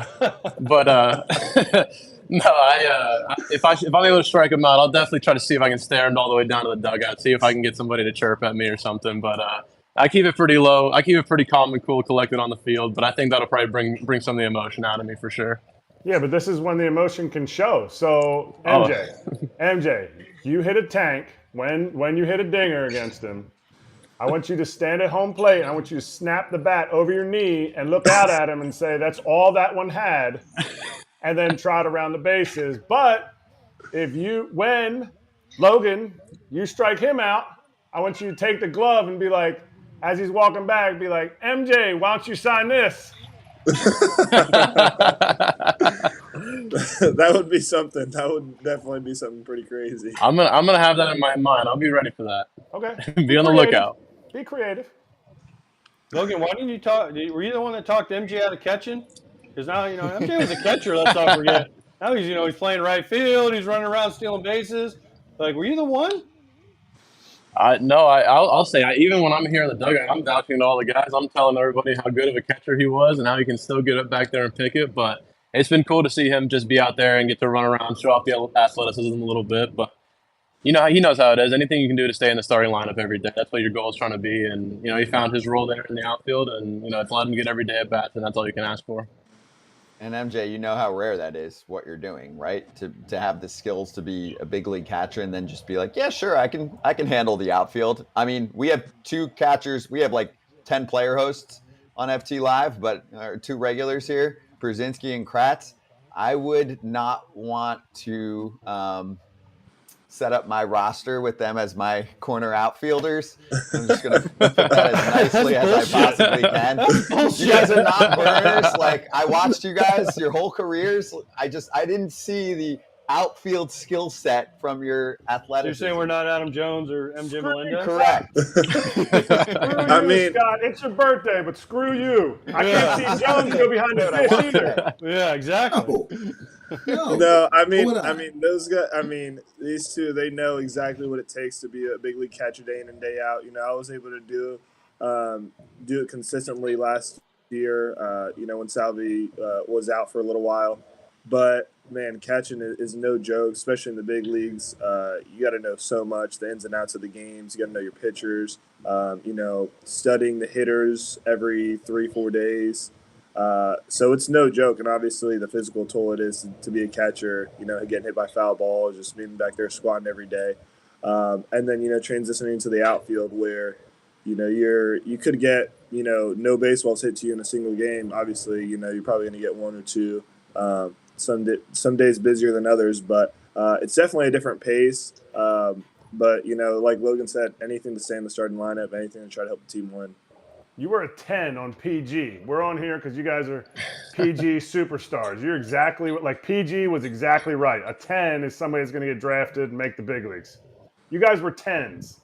Logan, we probably pretty much know why you were a 10 because you threw the speedball by everybody and you were the best that Orlando's ever seen. Smartest kid in dumb school. MJ, why were you a 10? Like, was it because you were a catcher? Was it because you were fast? Did you hit dingers? I think probably my athleticism for a catcher, just kind of being agile, being able to, I was catching from a knee, back when that was like not really the thing. Being able to throw, I feel like I was a really good thrower, really aggressive. I like to back pick a lot. That was something that was probably my favorite. And I was pretty fast for a catcher, and I had a little bit of hit to a little bit of raw power that I was still trying to figure out. And, obviously that's always going to be a work in progress. You're always trying to get better. But I think that was there was a lot had a lot of potential. Okay, so Logan, I'll start with you, and MJ, you can follow. Did you have a moment in life when you said, okay, I think I'm going to make it? Was there a time where you're like, all right, I'm hanging with top tier competition. I think I can handle this thing as a career? Yeah, I would say, just kind of going through that summer circuit, all the way through high school, but even getting to that point where you're playing in like that PG All-American game and you're out there with the best talent in the country and you're going out there having a good inning, knowing you're right there hanging with some of these guys that you know are going to sign in the first round and make all this money and they're going to eventually be big leaguers. So I think, being that summer circuit of just facing talented competition to and through, week in and week out, I think that kind of just prepares you and lets you know that what to expect when you, or a little bit of what to expect when you get into pro ball and, guys that you're going to eventually face in the big leagues. MJ, you're up. Yeah, so I think for me personally, as you're growing up as a little kid, you get asked what is it that you want to do for a living, and for us, we're like, oh, we want to be professional baseball players, and you always kind of have that ingrained in your head. And something I've been big on, like this, especially the second half, has been like believing like your manifestation and stuff, and just really like buying into all that. And I kind of go back to those days of when I was a little kid, like really believing like I'm going to be a big leaguer. I'm just going through the steps right now. I don't know how I'm going to get there, but like I just believe that I'm going to be that. So I think I've just always kind of believed that ever since I was a little kid, even though, you're going to have people that kind of doubt you and stuff. And then like physically, I really felt like I started to develop probably like my junior year of high school is probably when I really felt like, okay, now I can kind of like see my physical tools lining up with the best in the country. Hey, MJ, we all played for bad teams. It just is what it is. It's part of the game.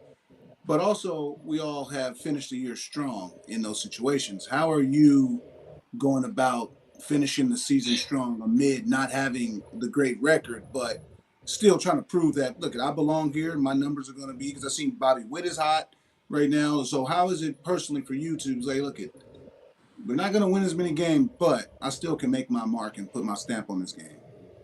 Yeah, I mean, this is something that I've wanted to do my whole entire life. I think everybody in the big leagues can say that. Everybody playing pro ball can pretty much say that. So, I want to give my all each and every day, do everything I can. And at the end of the day, once I am done playing this game, hopefully years and years and years from now, that I can say, I did every single thing. I came into the field every single day, willing and ready to get better, doing everything I need to do to perform my best when that first pitch starts.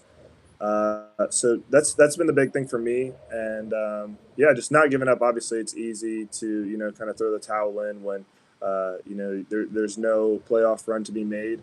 But at the end of the day, you're still playing the game that you love, and you're going to give it your all every single time you have that opportunity.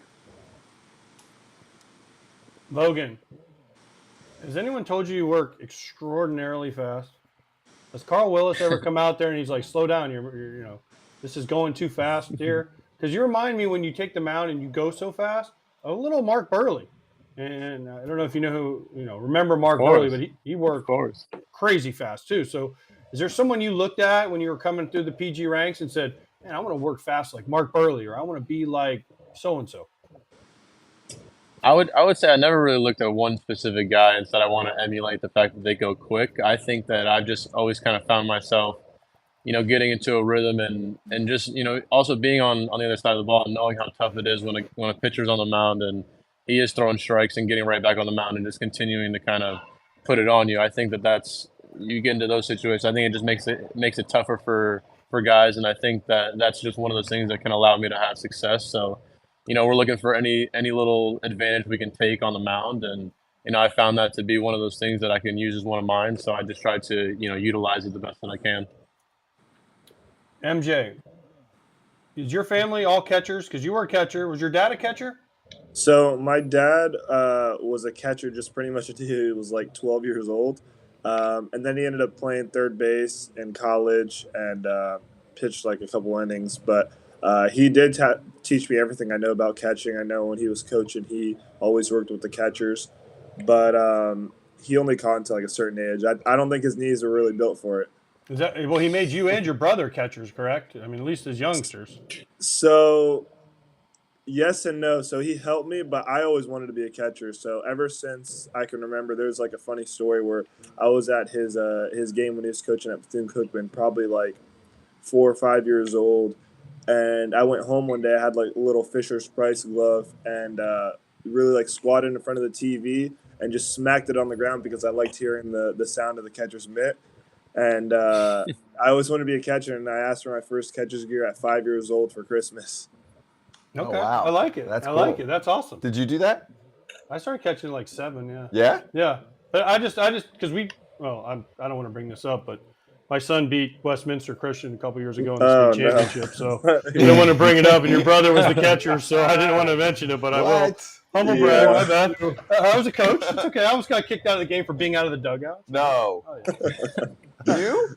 Yeah, I was standing on the top. causing trouble? I was standing on the top step, and the umpire was like, "You got to get in the dugout." And I'm like, "I'm on the top step of the dugout. Where do you want me to go?" I'm surprised you never got kicked out of a big league game. Never, ever. But yeah, sorry, MJ. Is your brother's in college, correct? Yeah, he's at University of Pittsburgh. Okay, nice. Yeah, he was good. His brother was a good player. Hit 4 for him. Yeah, good player. Playing college hit ball. Third, hit 4. Yeah. I like it. Well, guys, we appreciate the time syncing up with, the Brady Bunch looking boxes we got going on here. We usually do one, but figured we'd bring you both on here to talk about life, growing up together and playing ball. So thanks for joining us, and keep trucking through the season, guys.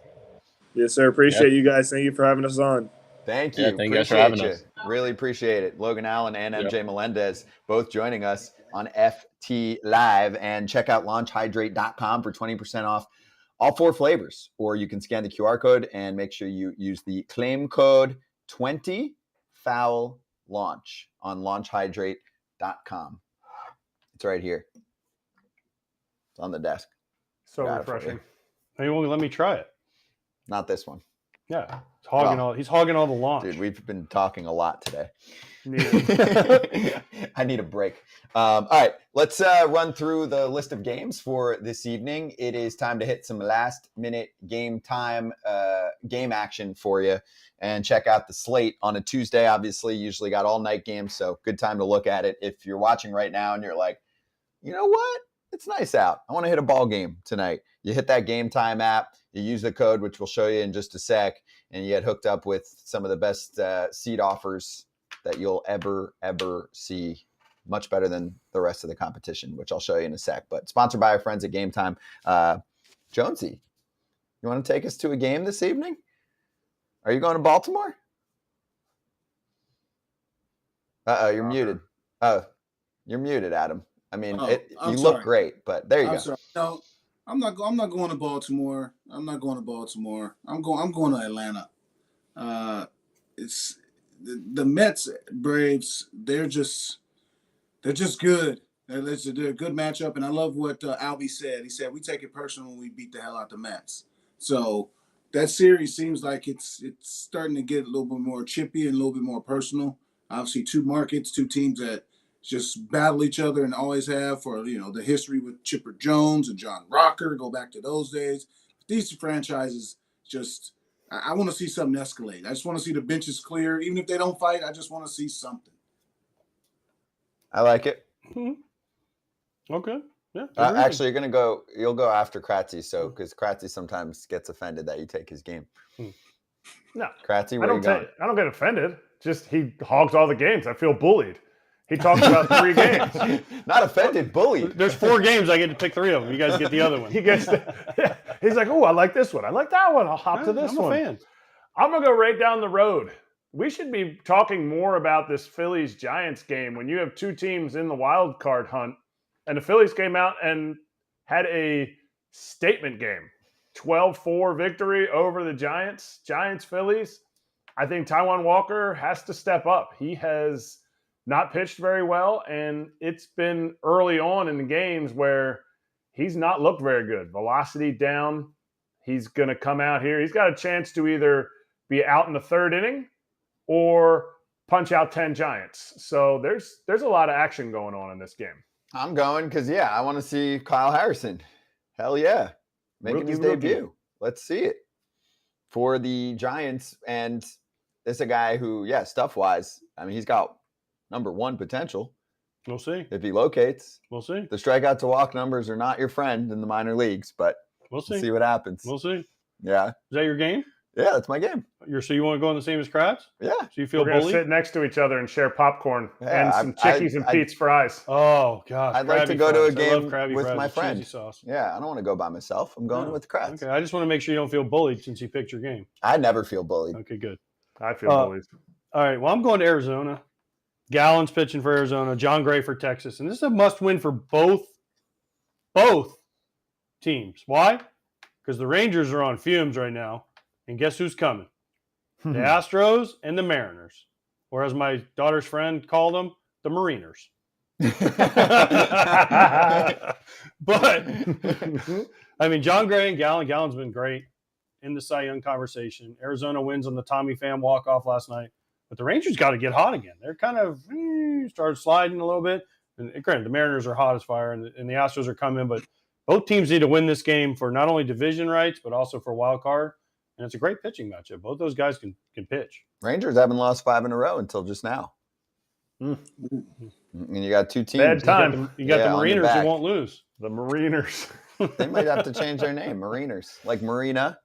Mariners? Yeah. My daughter's best friend. What game you doing, Mr. P? I said, Seattle and the White Sox. She goes, oh, the Mariners. I said, oh, come on. I like that. I'm going to start calling them that. It fits, though, right? Because they have the Trident and the Marine. You're thinking? Sure. Close enough. Yeah. I've heard worse. At least, they've seen the team name after the city. So I'll give them that. Let's hit the Game Time app right now, shall we? And show you what we're working with. So if you use the code FTLive, you hit up the app, you pick what city you're at. Bottom right side, you see the profile section. You're going to put that redeem code in there for FTLive. But if you're looking for last minute tickets, this is the spot. Could be sports, could be elsewhere. If you're stressed out, this is where you want to go. Download the app or go to gametime.co. You can see images of where your seat's at, right there. I'm looking, I'm like, nah, that's too high for AJ.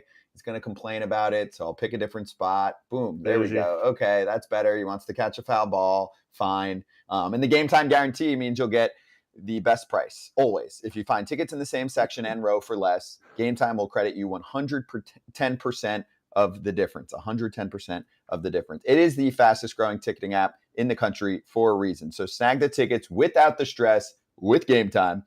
Download the app, create an account, use code FTLive for $20 off your first purchase. Terms apply. Again, create an account, redeem code FTLive for $20 off. Last minute tickets, lowest price, guaranteed on Game Time. We're going to talk to a San Francisco Giant quite soon, JD Davis, about the Kyle Harrison debut coming soon for the Giants. Also, you've seen what the Giants throw out there rotation-wise. It's like bullpen action, pretty much, almost every game. Gabe Kapler especially, other than Webb and Cobb. But they've been running, all kinds of unique, it's almost like a unique X's and O's format because options. Yeah. Yes. It's like, let's see how it's one of the things that when you talk to other managers about when they play the Giants, like we're going to get the lineup late and there's going to be some funky thing in there that we weren't expecting. So they're always trying to play catch up. And Do you guys get pissed about that? Do you guys? Who's you guys? I'm saying, do guys get pissed guys about are that? just like other teams, no, players, they're just managers. kind of like, we know it's coming, so we're Yeah. And it's like almost at times when you do it when you're broadcasting a Giants game, it's almost like how late can they put the lineup up to the public so the other team can see it because they can't make adjustments to whatever they're doing. It's kind of a cat and mouse game. Buck Showalter used to do that a lot. He used to change in, do a bunch of things because Ozzie and Joey Corey used to get so mad because they do the calligraphy on the lineup card and then Buck would go, change. They're like, son of a bitch, now I got to redo it. And they only have a certain amount of lineup cards. But that was Buck. Kratzy, do you see that? I mean, I've seen also opposing managers be like, well, then I'm putting all my info out late too. Yeah, they play the game. Oh, they get so pissy about it.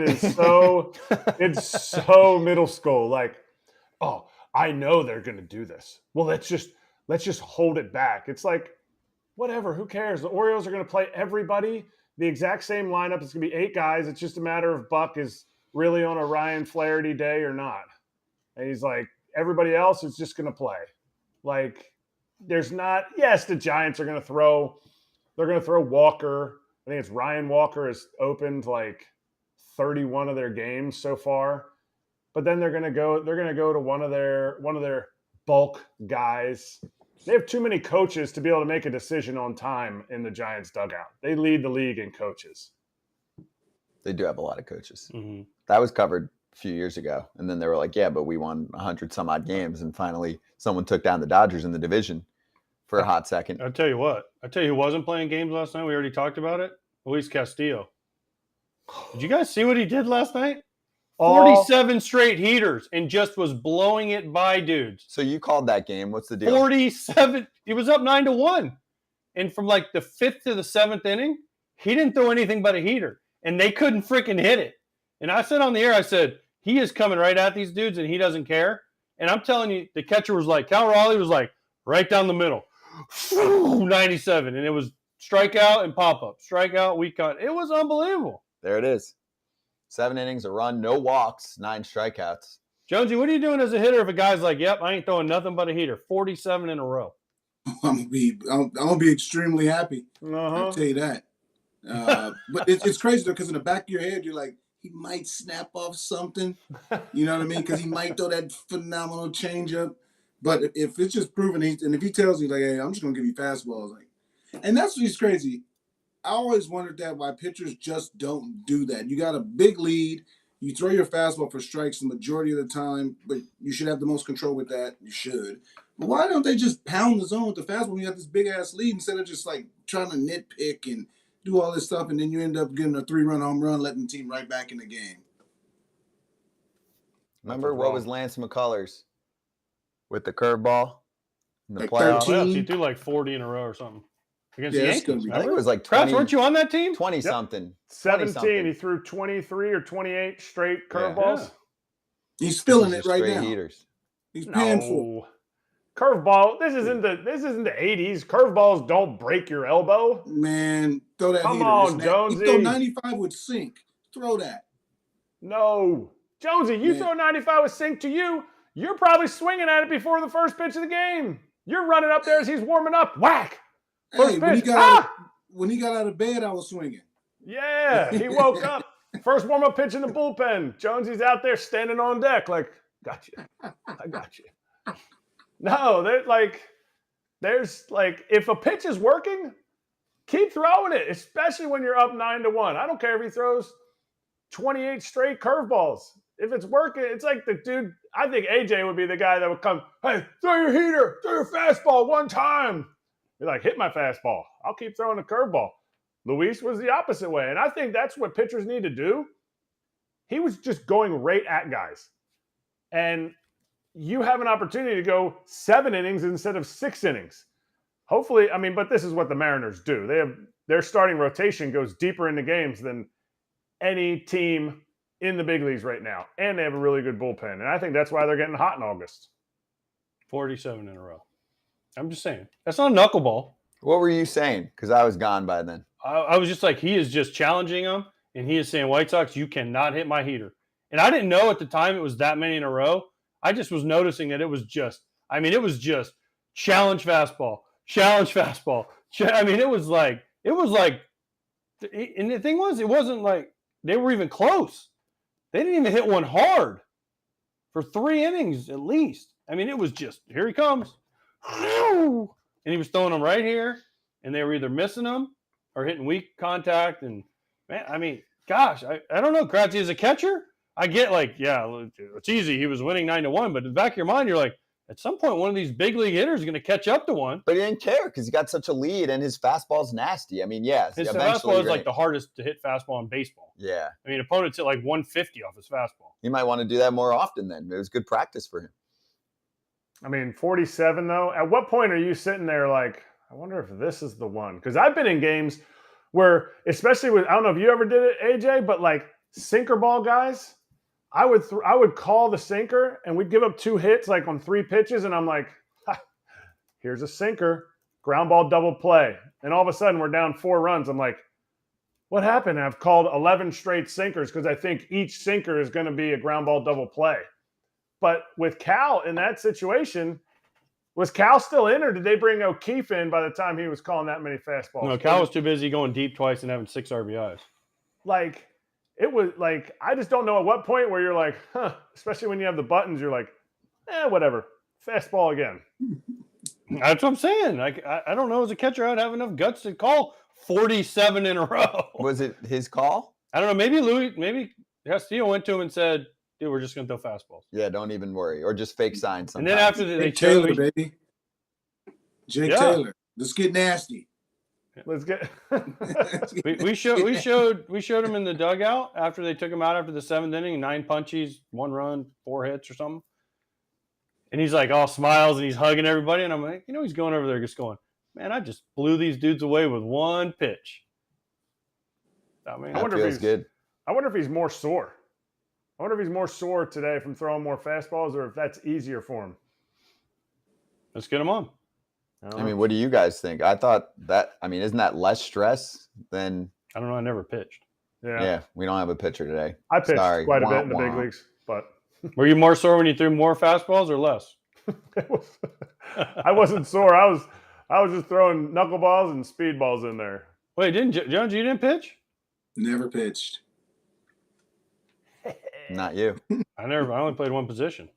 I wasn't a get around bases guy. My thing is, I've read a couple articles this year where they're like, hey, let's take you inside the matchup. This reliever threw, 9 sliders in a row, and you talk to the hitter, and the hitter's like, oh, I don't know if another slider's going to come or not. I was laughing because in this case, I'm like, sure, you could be like, is this going to be the time when you throw something else? Not when you get 47 consecutive heaters.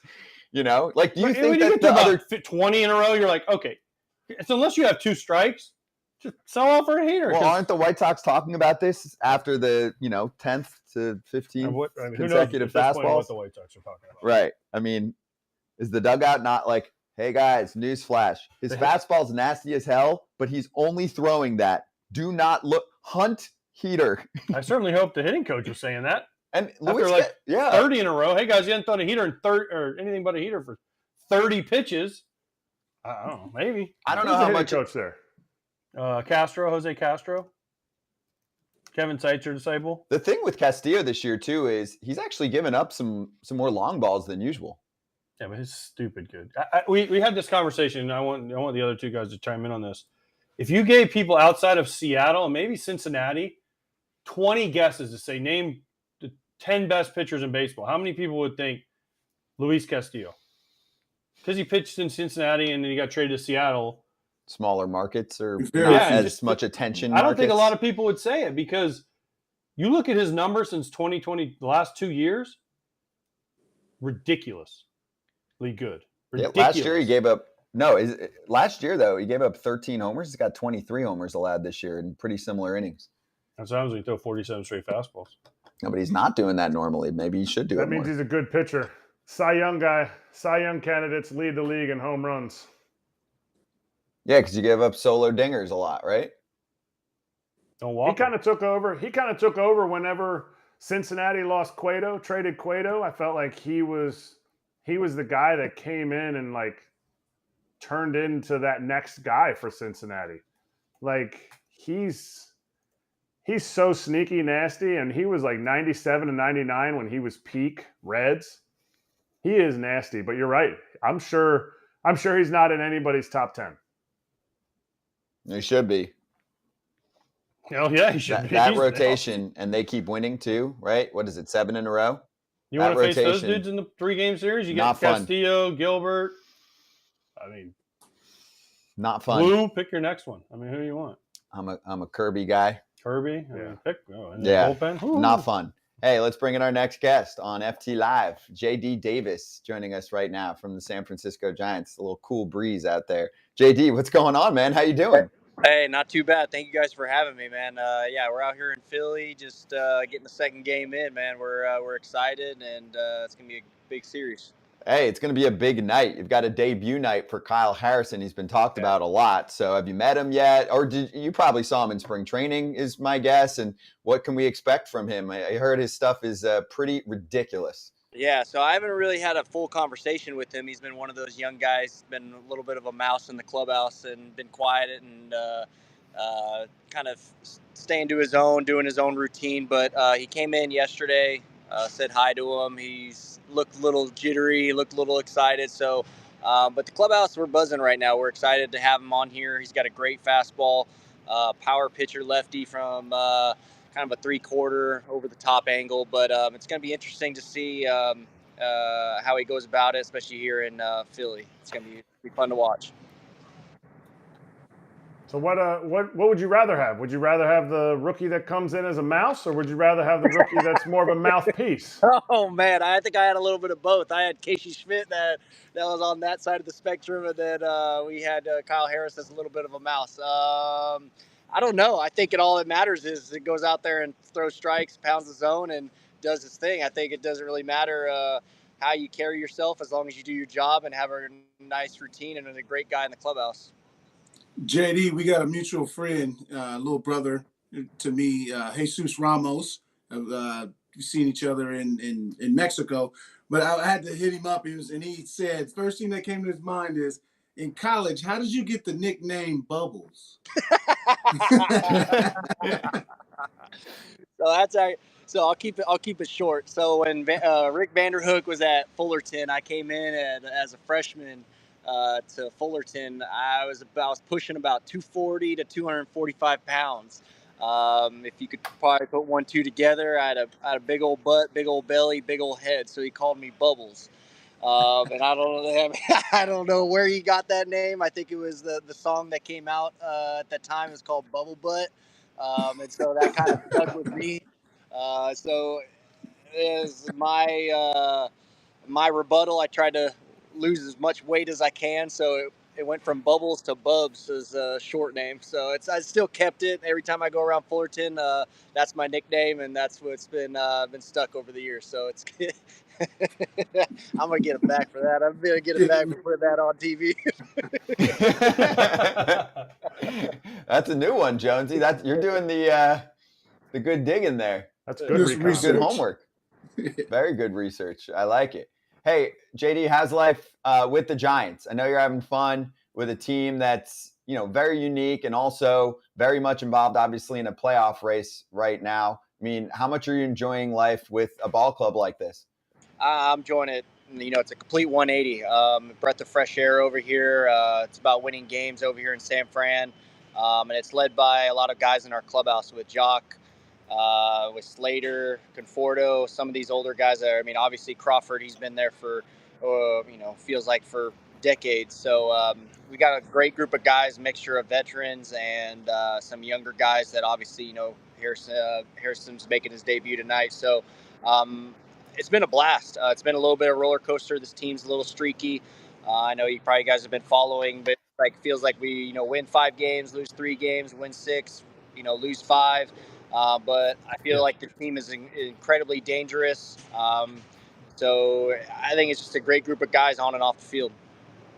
JD, you said a 180 from the other organization you were a part of. Why? Because you guys are winning and they aren't. What's the difference between where you came from to where you are now? Oh man. So I think a little bit, if I were to summarize it a little bit, I was part of a group or part of an organization, a team that just was passing the baton to so many people. When I got traded over in 2019, Conforto can probably speak more of it than I can, but or he experienced it more than I can. But from 2019, from the time that I was out of there in 2022, I think we had 3 or 4 GMs, we had another owner, we had 4 or 5 managers. So what I mean by like 180, I guess the stability of it from organization to organization, where it felt like when I was in New York, there was no identity with the team. There was no direction because there was just so many new moving parts, new leaders, new just people that would make the decisions. And I feel like at that time there wasn't really much direction with the team. Where with these guys in San Francisco,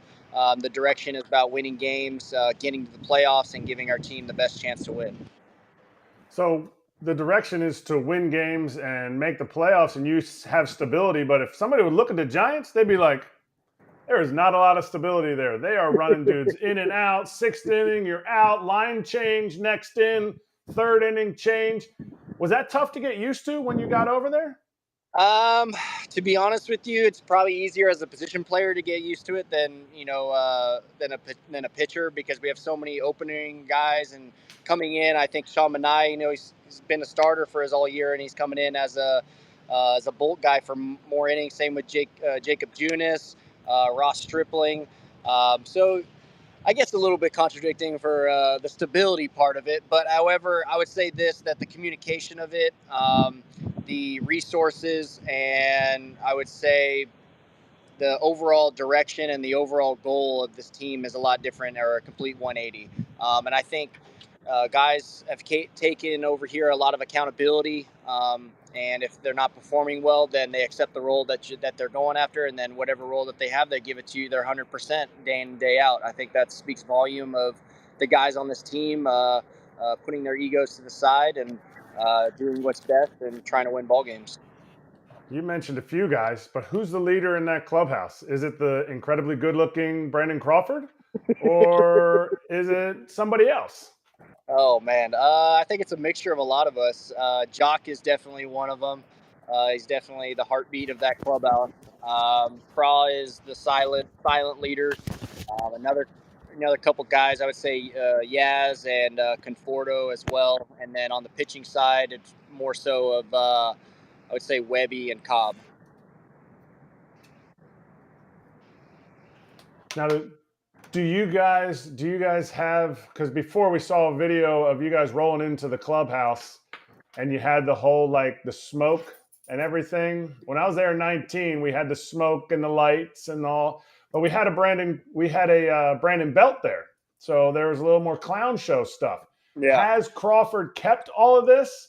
And has he kept all of his incestually annoying brackets? He puts a bracket for everything. Like JD Davis's smile is in the bracket of 64. Do you guys still do all that kind of stuff, or is there less shenanigans now that Gabe is loving himself as the manager there? I would say Crawford is still up to his ways. He's making brackets here and there. We just had a bracket in which to figure out the fantasy football draft order in which to pick where we're going to draft in. We just had a bracket for that. What else did we have a bracket for? But anyways, what else would you ask? But there are still shenanigans. We still got the whole club scene when every time we win. We got the smoke, we got the lasers, we got the wacky inflatable guy that's going on in the clubhouse. We've got some of our clubhouse guys that got light up shoes, light up glasses, light up vests every time we walk in after a win. Kind of like a Tron suit in a way, if Tron the movie. Heck, we got poker tables across the clubhouse. We got a little putt-putt in the middle of the clubhouse. So the shenanigans are at an all-time high in the Giants clubhouse, and just keeps things light and fun. A few weeks back, you guys went out for Brandon Crawford's charity event. Can you give us a little bit more information about what Brandon Crawford, his charity event, what it does, what it means to the city of San Francisco? And obviously he's been there for, I think, going on 12, 13 years, and just his impact in not just the city, the team, and the community. Yeah, Brandon Crawford's an icon on and off the field for San Francisco. He's been there for many, many years, over almost a decade. And his charity event, the golf event, was about ALS, just to raise money and awareness for that. He asked me, Webby, and Conforto to come out and support, and I was glad I took that up on that offer. It was great. We played at the Presidio Golf Country Club. Phenomenal golf course, a little cold, a little windy, but the cause of it for ALS and just to go out there and show support and raise some money for the cause, and that's pretty much what it was about. It's awesome. It was a great time. You guys are in Philly now. You guys lost a big one last night. You come back. How do you guys not scoreboard watch and yet you know where you're at? Well, it's easier said than done, but we got to worry from pitch to pitch. Last night was last night. We ran into our best chance was, really to push the envelope or bend the pole against Nola for the first 2 innings. When I was over with the Mets, I've gotten a heavy dose of Nola. He's a very command guy. And once he gets comfortable, he puts on the cruise control, it's dangerous, and any team is, could be the victim of Nola in itself. So what we need to do is turn the page from last night, know that it's one game, and to come in here and have grindy at-bats against Taijuan Walker tonight, and put some more pressure on them and get into that bullpen.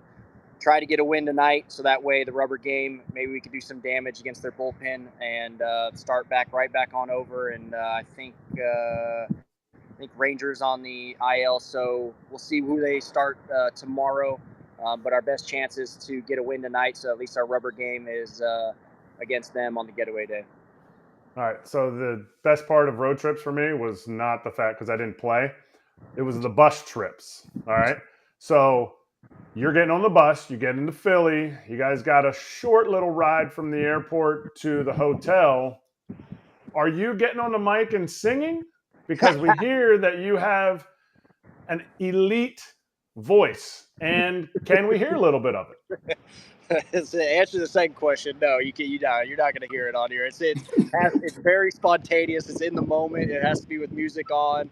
But, however, I'm not the guy on the mic. I will give credit to Sean Mania for that one. Great guy on the mic. And then also who chimes in as well is Logan Webb. So that's who we got. So you're not going to give us any because there's no music, or because you just don't have, like, what's a favorite song? What's your go-to? Is it a little bit of both? You ain't gonna get me to sing on here. You already got bubbles. You already got bubbles on this program. You don't need to get me to sing on this. I mean, I'll start singing if you want. We had Aaron Boone sing. He was tweeting about Aaron was tweeting about Rihanna, and he just gave us a little like Bella, Ella. So let's hear. I mean, just a little bit for somebody, for the people. Let's see.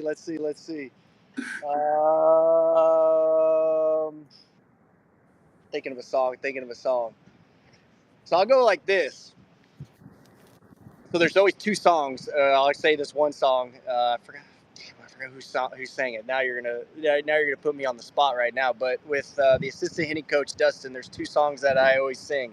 One song whenever I get out, one song whenever I get a hit, and that's the song. But and I will always love you, because it's a baseball song, because I got a hit, so I'm happy about it and I'm back in love with the game. So it's kind of and that's what I got for you right there. Yeah, let's go. I'll walk right in the cage and sing that. And if you hear that, that means I got a hit. And baseball gods are on my side now. Love that. Okay, so I'm going to keep the good times going right now. A regular guest on this show goes by the name of Rowdy Tellez, who I know you know. So you got to give us either a Rowdy story, a Rowdy question, and you know how Rowdy is. And I will say this because just to give you an idea of, yes, the show later goes like on regular TV, but it gets dubbed, so we say whatever we want. Right. Rowdy doesn't give a fuck. When he No. comes on this show, he says whatever he wants, and people get to see the true Rowdy Tellez, and they have fallen in love with him because he's hilarious and he gives everyone shit. So give us something on Rowdy. Oh man, well I'll say this: he does look like me, so he's like the fatter JD Davis if you were to put side by side. But he has no hair, so I got the one up on him on that. Actually, 2 up because he's the fat bald me. But oh man, I would say this: I don't know if he told you guys this story, but every time I go on first base, he's always got something to trash talk me about if it's my cleats, if it's about my jersey, or if it's anything about my pants or the way that I'm looking nowadays.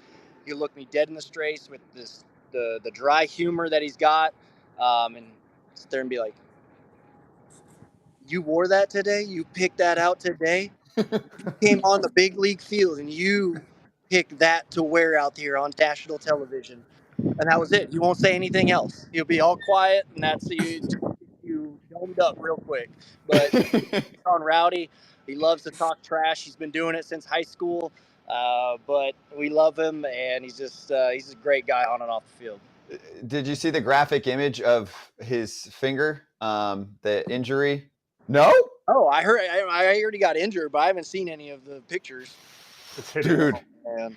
it's bad. It's really bad. We'll send it to you to see. It's worth a look. Okay. And the one other thing I'll tell you, because the last time we had him on, he was going through his rehab assignment.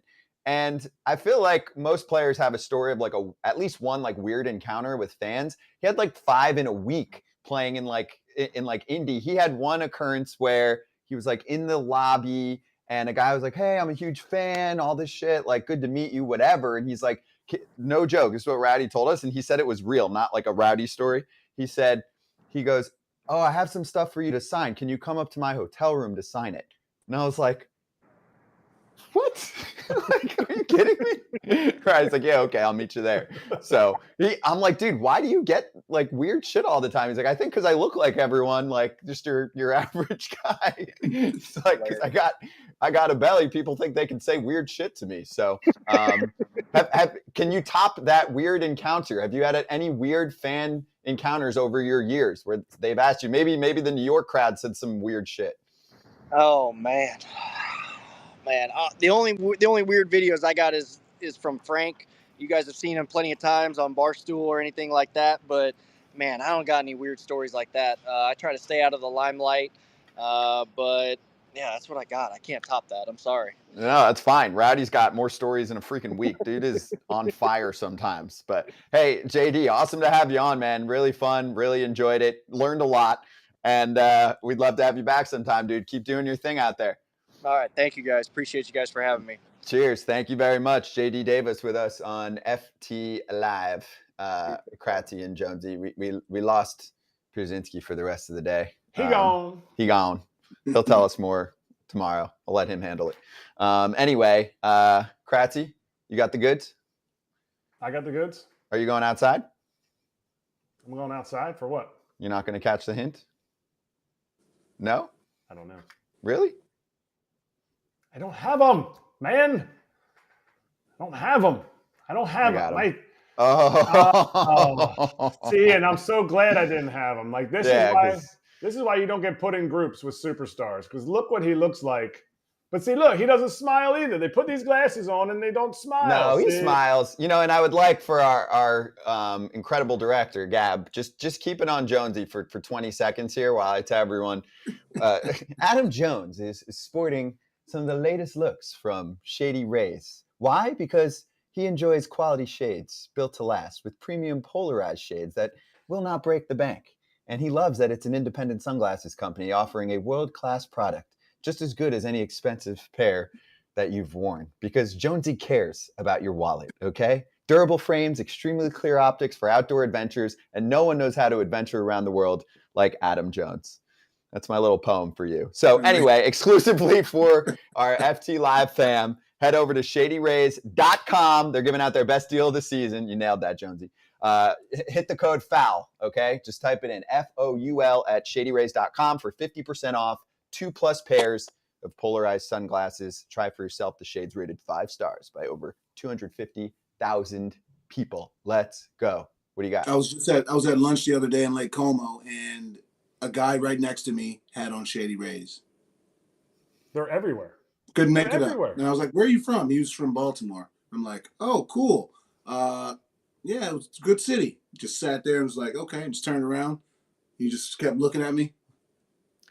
I'm like, Worldwide, baby. And also like, yeah, and just got up and left. the Lake Como flex. Like, oh, so I was at Lake Como the other day. just dropped in Lake Como like the 500,000 positive likes on Shady Rays. They're all over the place. Lake No big Como deal. and Baltimore. Yeah. Love it. Hey, let's slap.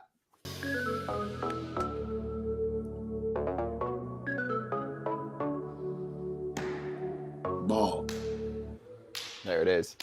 Kratz hats, what do you got? Oh, That thank hat's been goodness. all over the place today. Mark said about it. My wife was like, "That look is no good," but I had to wear it. It was the next one in the bin. Jonesy, you were playing at this time. We used to get the open back hats in spring training, and this was my first ever big league spring training hat. And I found some other minor league spring training hats, but this was the first year I got called up to big league spring training when they had these like weird off color. It's not black. It's not blue. It's like, I don't know what color it is, but thank goodness. This is why I don't wear snapbacks. It just like, it was so uncomfortable and just turned it the whole day. Brutal, but it's part of the history. That hat is for the question you put up on social. Do this on your Kratz hats tweet today. Be like, what color is this hat? Yeah, what color is it? That perfect. I'll use that. Thank you. For us on FT Live on Wednesday, Kratzy, I'll be with you. Ken Rosenthal back. Kendall Graveman will join us, my favorite player, according to Todd Frazier. We're going to have fun with that. And Brandon Belt. So we will see you all on FT Live on Wednesday and Thursday. Look out for us in Somerset at the Yankees AA. So we will see y'all then. Later.